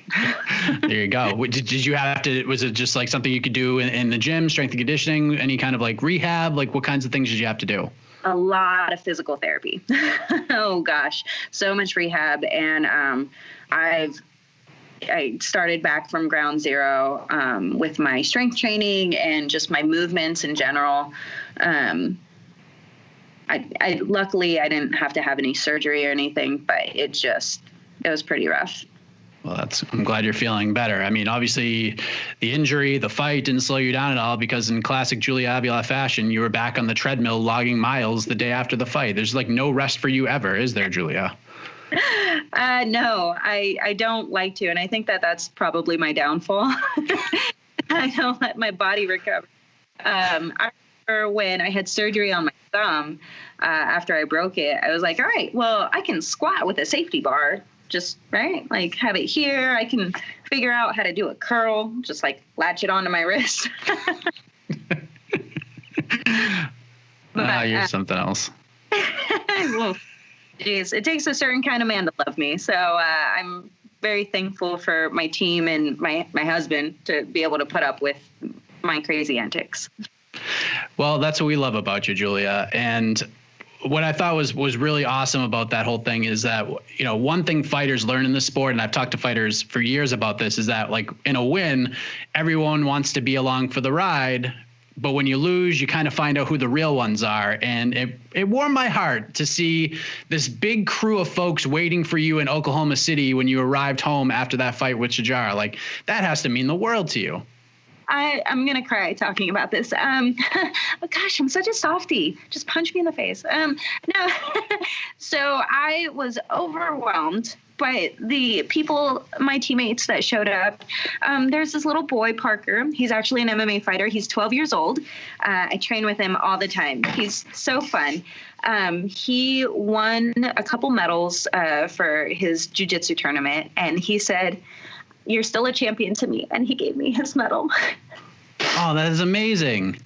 So sweet and completely unprompted. His parents didn't tell him to do it. He just thought, he's like, I think she needs this. And so, gosh, he's just a great kid. And all of my teammates, just amazing, amazing people. And all of my fans, like, I have really good hardcore fans, and I love them, each and every one of them. I'm sorry. Oh, that's so cool. 12 years old. This kid's is this a kid we got to keep an eye on moving forward into the future? Yeah. He trains hard. He trains hard and is more consistent than some of the pros that I know. And he just like comes in, spars. I mean, he's as tall as I am, maybe a little taller. A $135 soaking wet, but like he just comes in, a smile on his face the whole time, and I'm just like, Parker, his name is Baby Hulk, so keep an eye out. Baby. Keep an eye out for Baby Hulk, everybody. But that's amazing. But now you got yourself a fun little scrap with Juija Stoliarenko, who was part of one of the greatest women's MMA fights I ever seen last year with Lisa Verzosa. I mean, that fight got a lot of love during the end of the year award season, but didn't get enough love, if we're being honest. But I'm sure, knowing you watched that fight. What did you think of it? I watched it live. I thought these girls were amazing, so tough, and oh my gosh, the grit in both of them. It was beautiful. It was absolutely beautiful, and I just, for 5 rounds they went, and I could have seen it gone either way. I mean, geez, that was a bloodbath, and it was I would say arguably one, definitely the best Invicta fight last year. top 5 for the year of 2020. Absolutely. Yeah, and then the next day we got Joanna and Zhang Wei Li. So like that weekend we got 2 of the best fights ever. Yeah. That's the one that resonates in my head. That one was the best fight of the year for sure. Yeah. I put my fight in, but only because I beat out the guys. That was an insane fight. And I'm telling everybody watching right now, if you have not watched that fight, go into UFC Fight Pass and find it because it's so freaking good. And if I can 2 seconds of your time. Yeah, absolutely. It's tremendous. I mean, it's such a wild fight. And that fight obviously got her back in the UFC, had the short notice fight with Yana Kunitskaya. She lost the decision. But as we saw this past Saturday, Yana beat Caitlin Vieira, dropped those elbows on her in the last 30 seconds, busted her open, got a big win. And you love a good scrap as much as anybody, Julia. How excited were you to see Stoliarenko's name on the other side of that contract? I was so excited. I know that she's going to come in tough. I know I'm not going to be able to finish her, but I want to get a stoppage. Right? Because she's not going to tap and she's not going to give up. And I know I'm not going to get a knockout, but I want it to be so bloody and brutal that I want the ref to stop it. So I'm really looking forward to it. We're going to fight for our namesake, or our name rights. I'm looking for the arm bars. I'm looking for the elbows. I'm excited. I got a beat on her. Yeah, March is a good month for Fight of the Year contenders, as we saw last year. So maybe we can strike lightning in a bottle again in 2021, Julia. Woo! I mean, you would have to think that she's going to stand there and trade with you at times. But, like we saw in the last fight, she might rely on her wrestling based on the fight with Sijara. And I assume you will welcome that challenge with open arms. Oh, yeah. Now that I've worked on my wrestling a little bit more and done strict wrestling, I can implement it into my game and get an advantageous position and work around that. My strength has always been one of my benefits, one of my stronger suits. So I'll be able to implement that as well. So I'm really looking forward to the scrap. I'm really looking forward to testing myself against someone who has 8 armbar finishes, and see how it plays out. There you go. So what other who else are you working with? You said you've implemented some new coaches, you're keeping kind of the core group, but you're just adding some pieces to the table. What sorts of pieces have you added specifically? What coaches are you working with, et cetera? So I train jiu-jitsu all the time with my home gym here at Oklahoma Martial Arts Academy, but I've also been training strict Muay Thai with Killer Bees kickboxing. That's here locally with Mike Guerrero.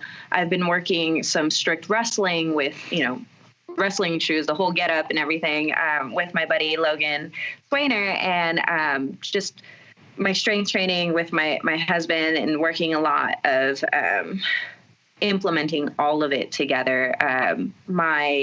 Another one of my jiu-jitsu coaches, he's more of a no-gi, sambo, catch wrestling.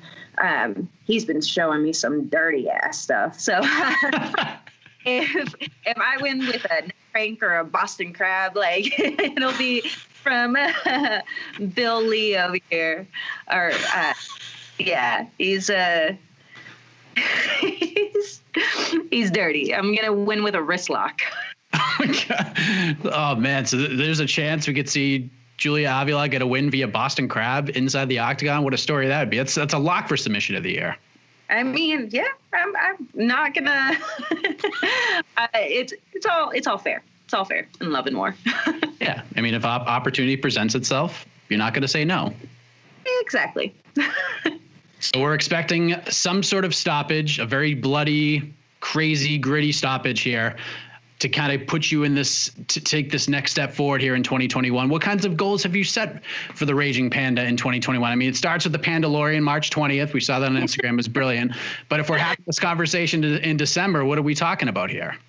Well, I would love to make my way up the ranks. I know that my loss has set me back, but I'm looking to redeem myself. And I think with a stoppage or a definitive win, I think that would put me up the ranks a little bit. I would love to fight 2 more times this year. I think that's a little bit more responsible with a good camp and good breaks. And then I know I said last year that I wanted to make 2020 and 2021, make a run for the belt. Depending on the outcomes of the fights that I would like to have and see this year, it would put me on that path. Definitely, that's the ultimate goal. Otherwise, why do this, right? But, just make my way up the ranks and try to solidify a name for myself in among women's MMA and among my peers. I want to earn their respect, and I don't want to do it just from being a one-trick pony. Yeah, I mean, and you're on a pretty fun card. I mean, Derek Brunson versus Kevin Holland is the main event. Should be a fun night of action. Oh, I did want to ask you this. I mean, if anybody watches the fight cards and follows you on social media, you are live tweeting your way throughout all of these cards. We see your tweets in the broadcast all the time. You're offering some insight. You're showing your unique excitement, so to speak, for these fights. Do you think maybe sometime down the road, like I think it would be a very interesting thing to have you on the desk one of these times during these broadcasts. Is that something like you'd like to be a part of down the road? Maybe get an opportunity, be in the booth, be on the desk and start breaking down some fights? Oh my gosh, I would absolutely love that. I do feel like I do have an analytical eye, and I can break down fighters and their approach or I see things a little bit differently, especially with women fighters. So if we had a heavy dominated women's card, then I think I would provide some really good insight on that. But that's neither here nor there. I would love the opportunity and I would jump at it. But fighting is my priority right now, and so I don't have a job anymore. I'm a full-time athlete, so I was let go from my job due to downsizing, Corona, and everything. So I've been focusing 100%. Everything goes into my career. So not losing your job is not a good thing, but in terms of like where you want to go, is this kind of a blessing in disguise, would you say? Oh, definitely. And it's not even in disguise. I would prefer that I be chosen over someone who has a family that they have to support. So I definitely saw the benefits in it. And there's absolutely no ill feelings towards the company. I loved and I served and I appreciated my job for 6 years. And it was wonderful. I had a great run. But now this is a blessing, and it's not even a disguise. Like, I was able to recover and focus on my recovery with my back injury, and now I train full time. So it's pretty awesome, really. Pretty important question here. We only see like the top of the panda head. Let's see the shirt here. Let's see the shirt, and where can we get these shirts? Check it out. Right? That's amazing. So this is actually the panda that I have tattooed on my thigh. For the majority of the shirts that we put out, I like to use that because I like my fans, when they buy the shirt, I want them to have a part of me with them. So I like to use that panda for the logos. But we actually have another commemorative shirt that's coming out, and it says competitive snuggler. Oh my gosh, that's amazing. Where do we get these? Where do we get these shirts? I'm sure the competitive snuggler shirt will be a top seller. Yes, you can check it out on my Instagram. I have a link on there, and I'll be posting sales for it. They're pretty affordable. They're, I think, $25 and then $30 with shipping. You can find me at Raging Panda MMA on all social media platforms. So it's pretty easy. Are you still pumping out masks? No. Gosh, well, with all the snow and everything, like, people have just been staying indoors, and no one's really concerned about that for the past week. But I mean, no one's been asking for masks, but I would gladly make them if anyone asked. Well, there you go. You're You're just an amazing person, Julia. We love having these conversations. You are the raging panda, but you got a heart of gold on top of that. So there's some rage in the cage, but outside of it, you're like a saint. And we appreciate your time very much. All the best to you for the rest of camp and in the fight on March 20th. Really looking forward to this one, Julia. Thank you, Mike. Me too. You guys are going to see a brand new panda, but I'm still going to rage just as hard. How can you not like her? She's just so fun, so uniquely herself. And it's just, again, it's a breath of fresh air. And I feel like, and I've been saying this for a little while now, if she can run off a few wins and go on a nice run, she could be a star in this division. I really think that. Hopefully she can win some fights and stay active for that to happen. But she's got a really tough fight ahead of her on March 20th with Juija Stoliarenko. I think that's a low-key banger. I'm really excited for that one. 15 minutes. Whew, that's going to be a wild one. We do have one more interview coming up to wrap up the program. But before we get there, we're going to kind of close out the segmented part of the show. The usual thank you, so to speak, for checking out the program. Big thank you to all of you, whether it's in video or audio form on the podcast network. Make sure you subscribe wherever. All that good stuff. Tell a friend what we're doing. That would be wonderful. Thank you very much for all that. So big thanks to all of you. Big shouts to Casey Leiden for his big help on the production end. Don't know what I would do without the man in the mustache. Alex Savis, Jose Youngs on the graphics and the hard work behind the scenes with the social media stuff. And of course, the fighters, the managers, everyone involved helping to make this show happen and put it all together. Big shouts to them as well for making this happen each and every week. As always, friends, have a heck of a week, everybody. We'll leave you with my chat with another big winner from UFC 258. Was it 9 days ago at this point as we record? 10 days this is released. Chris El Guapo Gutierrez. See you later, everybody. Thank you for watching. All right, let us say hello to another big winner from UFC 258 this past Saturday, and in my opinion, one of the under-the-radar fighters in a loaded 135-pound division right now. Unbeaten in his last 5, just got a short notice win over Andre Ewell. El Guapo himself, Chris Gutierrez, joins us. The victorious Chris Gutierrez. How are you, sir? What's up, man? I'm good. How you doing? I'm doing great, man. It's great to talk to you. It's been a minute since you and I have been able to converse like this. But first off, great performance. That third round especially, it was a one-sided round to really put a stamp on things. I see a little bit of remnants on the face from the fight, but how does it all feel a few days later, man? It all feels good. You know, it was kind of like a surreal moment in there. But after watching the fight a couple times, I got to see my handiwork, but, you know, it's on to the next. So what did you think of your handiwork watching it back? I impressed myself, you know, overall. So, you know, I'm still my own biggest critic, you know, but that's okay because that just means I just want to improve and be the best at what I do. Well, there you go. Why did you impress yourself? Because, I mean, like you said, and all fighters are the same way. You are all your worst critics. You all find, like, things you did wrong more than things you did right. It just seems to be like the common thing. But why do you feel like you impress yourself so much in this one? You know, I overcame some demons in that fight. I overcame some demons in my personal life as well. And for it to all come together on that night, you know, it just shows my growth in general as a man, you know, not only as a you know, a professional athlete, but, you know, most importantly as a man, you know. And so I just feel like everything kind of came together that week and then the day of the fight. So that's why I said I was able to impress myself, and you know, I'm here now. So. There you go. Yeah, it's funny because, you know, a lot of people kind of overlooked a lot of things Kamaru Usman had a look through too. Like, obviously your situations are a little bit different, but still fighting a former teammate, trying to like mask all of that, try to like apply these things into like where they need to go. It's not very easy to do, and it's often overlooked as a fighter, and that's something you've experienced as well. Yeah, you know, we're just humans as well. You know, we put on our pants the same way everyone else does. We don't do anything different. You know, at least I don't front flip into mine.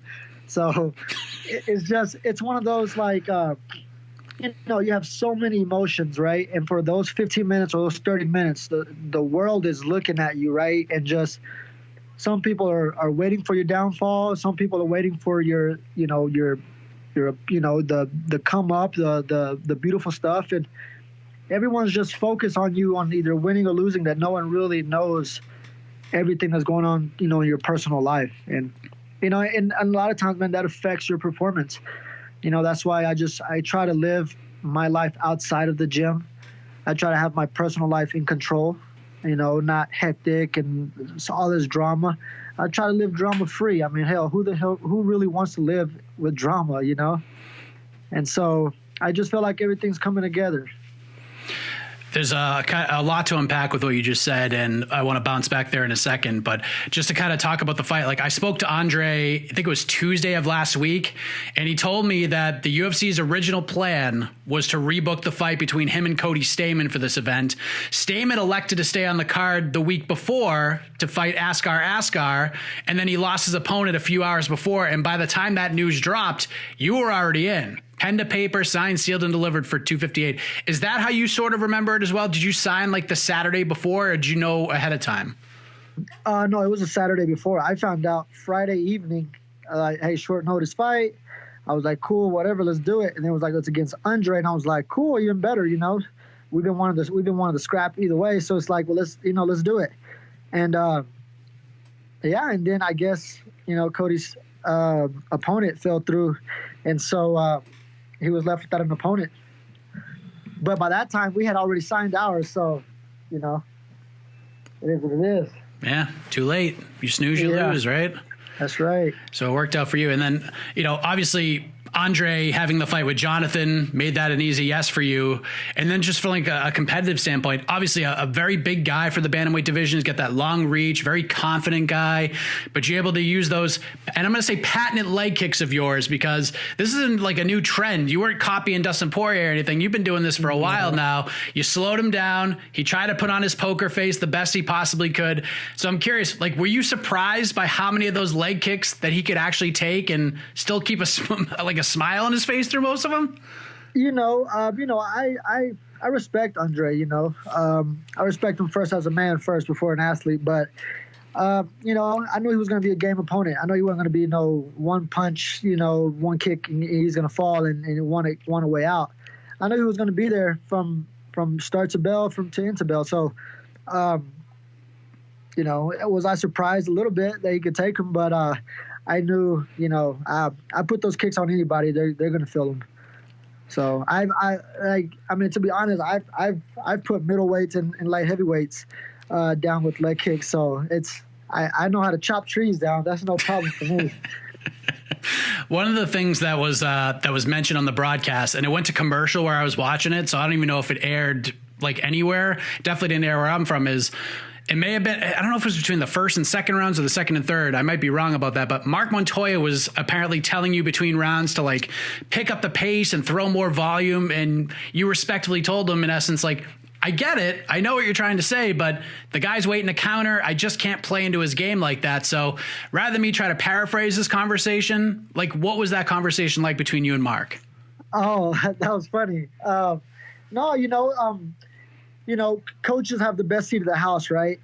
And so they can see things that you really can't see because you're so focused in tunnel vision that sometimes you're so focused that you just focus on the body and you're just reacting, right? So you're not really thinking, you're just reacting, but at the same time you kind of are thinking. It's the weirdest thing ever. But your coaches obviously have the best seat, and they're like, you're like the robot in there. They're controlling you. But again, you're the one in there taking the hit. So it's like, okay, I get you want me to throw this, but yet he's doing this. And then so together we go, okay, what do you feel that he's doing? And I'm like, oh, well, he's waiting to step in with this. And then we worked around and we're like, okay, well, we're going to do A. When he does A, we're going to do BC really quick. And so we just started, I can't say exactly what it was. It's a secret, but it's just, that's how we communicate. You have to communicate with your corner. Otherwise, it's like, what are they there for? Just to have the best seat of the house? No, they're there to do a job as well. And my coaches are the best at it. And so that's why, it's very important. It's good that we listen to them. Yeah, and obviously it showed in that third round because the volume was up tenfold for sure. I mean, great win. You were obviously not fazed by the short notice at all, considering the card, the fight, the opponent, how it all went. Where would you rank that win in your UFC run thus far? I mean, I'm beaten in like 4, I believe it is. And so where does it put me? I don't know. Like I said before, that's not my job. I could want a ranked opponent, and they'd be like, no, you're still, your next fight, or 3 fights from now, or your next one could be a ranked opponent. Who knows? My job is just to win. Whoever they put in front of me, sign on the dotted line, and let's go. I meant more in terms of like in your mind, like compared to the other 3 wins on the streak on top of this one, like where would you rank this one in your mind in terms of like your UFC wins? I don't know, in a really good spot, hopefully. I don't really know. I would be lying. I really don't know. I just know, since my first, my debut, which I lost. And so since then I turned it around. And so, I'm happy with whatever comes my way. So I'm just here to, I just got to keep winning. That's the name of the game. I just got to keep winning. Yeah. You were, and you talked about it earlier, I mean, you were very emotional after the win, understandably so. And for those who have been following along sort of my journey in this sport, you and I have had some very deep conversations over the years as it relates to what you have gone through over the last couple of years, not just with the custody battle, which was mentioned on the broadcast, but like some of the obstacles you've overcome individually because of this whole situation. I mean, you basically were at rock bottom. I mean, you've talked about contemplating suicide at one point, and all these different signs like pointed you to keep on going. So when you like look at how far you have come from that point in your life, in your career, coming off that first loss in the UFC, I mean, man, you were proud of your performance on Saturday, but you got to be proud of like the overall line of work at this point. Are you not? No. And that's honestly, I had a conversation with a friend the other day, and that's exactly what it is. Fighting is not everything about me. I am a fighter, but there's more to me than just being a fighter, And so, I'm a human, and I feel pain just like everyone else. And I think the difference is that, like you said, I was rock bottom. I did, contemplate suicide at one point,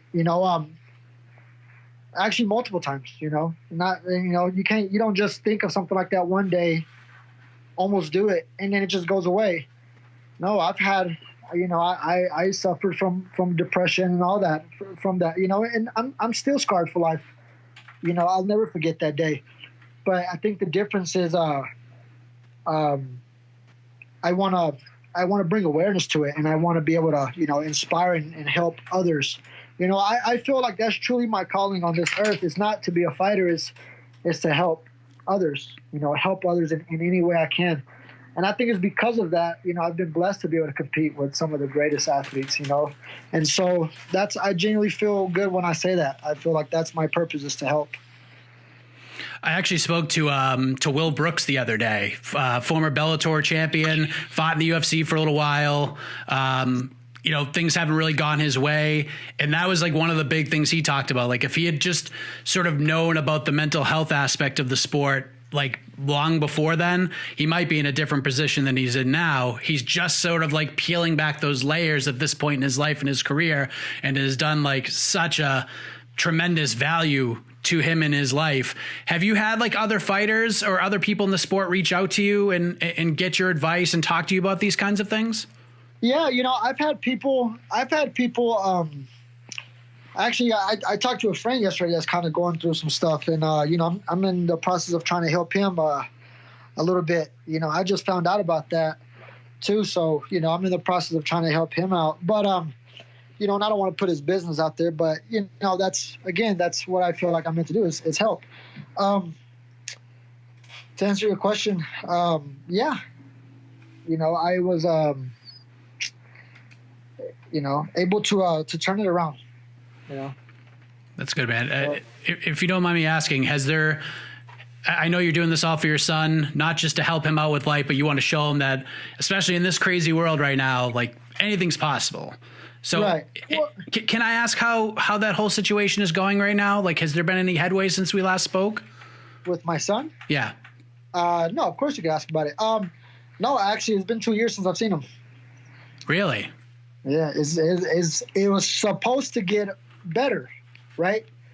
I'm supposed to be with my son. I'm supposed to be seeing my son.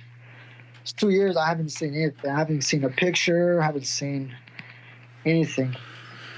Oh my God. I remember. So, yeah, because I remember the last time we spoke, it was like I think you had a meet somewhere with like the ex, and it was like one of those meetings where like it had to be monitored in a way, and you thought you were going to be able to overcome that. And 2 years later, it's 2 years, huh? Yep, 2 years. That I was seeing my son at a library. Yeah, 2 years ago. I was seeing him at a library, and it was good, man. It was good. We were with each other once a week for like 2 hours, I believe, and it sucks, right? Just 2 hours, but I take that over anything. And then some circumstances happened, and for whatever reason, I don't know why, but I lost those rights too. Lost those rights too. So then it's like we're back at square one, which I'm supposed to be at this library seeing my son, and then situations happen out of my control. To be fair, me and my son almost got hit by a car. Let's just say that. Oh my God. I wish I could make that up, but it's not. So I'll leave it like that. Yep. Me and my son almost got hit by a car, and I'll let your imagination do the rest. Okay. Exactly. So, yep, I was the same way. How we almost get hit by a car, but then I lose rights to see my son even more. That's crazy, man. So like you said, back to square one. Does that mean you have to start this process over, or are you like, is it like before square one now? I mean, I'm supposed to be going to a facility to see my son, but those haven't been going successful either. So, something's got to give. So hopefully, this Wednesday, hopefully it's actually just got news. We're supposed to be able to start seeing him this Wednesday, but we'll see, until he's in my arms, in my possession, until he's with me, I can have something different to say. But until then, 2 years. But I'm still pushing, still going. Man. Good for you. Good for you. I'm glad you're still pushing. I'm glad you're in a good spot. And listen, when you go to Factory X and you get to hang out with guys like Brandon Royval and Yusuf Zalal, it's like having two little kids jumping all over you, right? That's exactly what it is. They're always. That's how it is at the gym, man. This is a big family. Just the culture is so different. Everyone's so loving up there, and we're all trying to take each other's heads off at times, but it's all out of love, and we keep each other accountable. So it's fun. It's a fun environment. There you go, man. So like we sort of alluded to at the top here, and thank you for sharing that. I don't want to get any more into it, but do you feel like you're the under the radar guy at 135? Like, this is such a crazy division. It's so deep with talent, and you're on this like really nice run now. Do you feel like when people are talking about like that next wave of up and coming contenders that your name's not being mentioned enough? I don't know. I mean, I think people know who I am. I just, in due time, in due time, it'll happen. I've always been the under the radar type person, though. I've always been the underdog. I've always been, even when I've been at champions at promotions, I've been the underdog. So it's like I've never been that person to never stand out until it's too late, and then we gotta dance at that point. So it is what it is. I'm like I said, I'm happy to be where I'm at, and like I said, I've always been the under the radar type person, but I think people know who I am at the end of the day. Do you want this to continue? Like, kind of take this underdog mentality, take this role, be the dog for as long as possible? Because eventually that's going to go away. That's okay. And then in due time, right? Then in due time, that means that the time is meant to be, But I'm still going to be the same person. I'm still going to go in there with that underdog mentality, because that's what makes me who I am. That's what makes me dig the way I dig. So at the end of the day, I just play my role. And I play it well. Let's put the analyst hat on for a moment, if you could, Chris. Got a big bantamweight title fight coming up in a couple weeks. Got Petr Yan fighting Aljamain Sterling, his first title defense. I gotta say, of all the title fights, like, listen, you got some big names in there, but of all the title fights that I'm just fascinated by from a competitive standpoint, this one might top the list for me. How do you see this one playing out? Like, what are you looking for at that fight? Man, that one's gonna be an interesting fight too, though. Because they're all killers, But who's gonna take that one? I think Aljamain is. You think so? I think Aljamain's going to take it. I just think we've gotten to see a lot more of his credentials and everything, and though Peter Yan is just, he's a really good kickboxer and he's hard to take down, I think Aljamain can put him on the mat. So I think it'll be nice to see what Peter Yan can do. Styles make fights, and that's a hell of an interesting stylistic fight. Yeah, I'm looking forward to that one for sure. As far as you go, like you said, doesn't matter.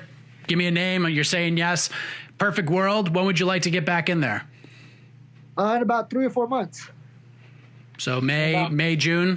Yeah. May, June, that'd be nice. I'd like to give my son a nice little birthday present. His birthday's in June, so I need to try to make some money for that. There you go, man. Listen, Chris, congratulations on the win. Good start for the year for one El Guapo. Looking forward to seeing what's next for you, man. All the best to you. We'll talk soon, and I don't think that under the radar tab's going to be on you very long, my man. Not too long, but I appreciate the time, man. Thank you. You're listening to the Vox Media Podcast Network.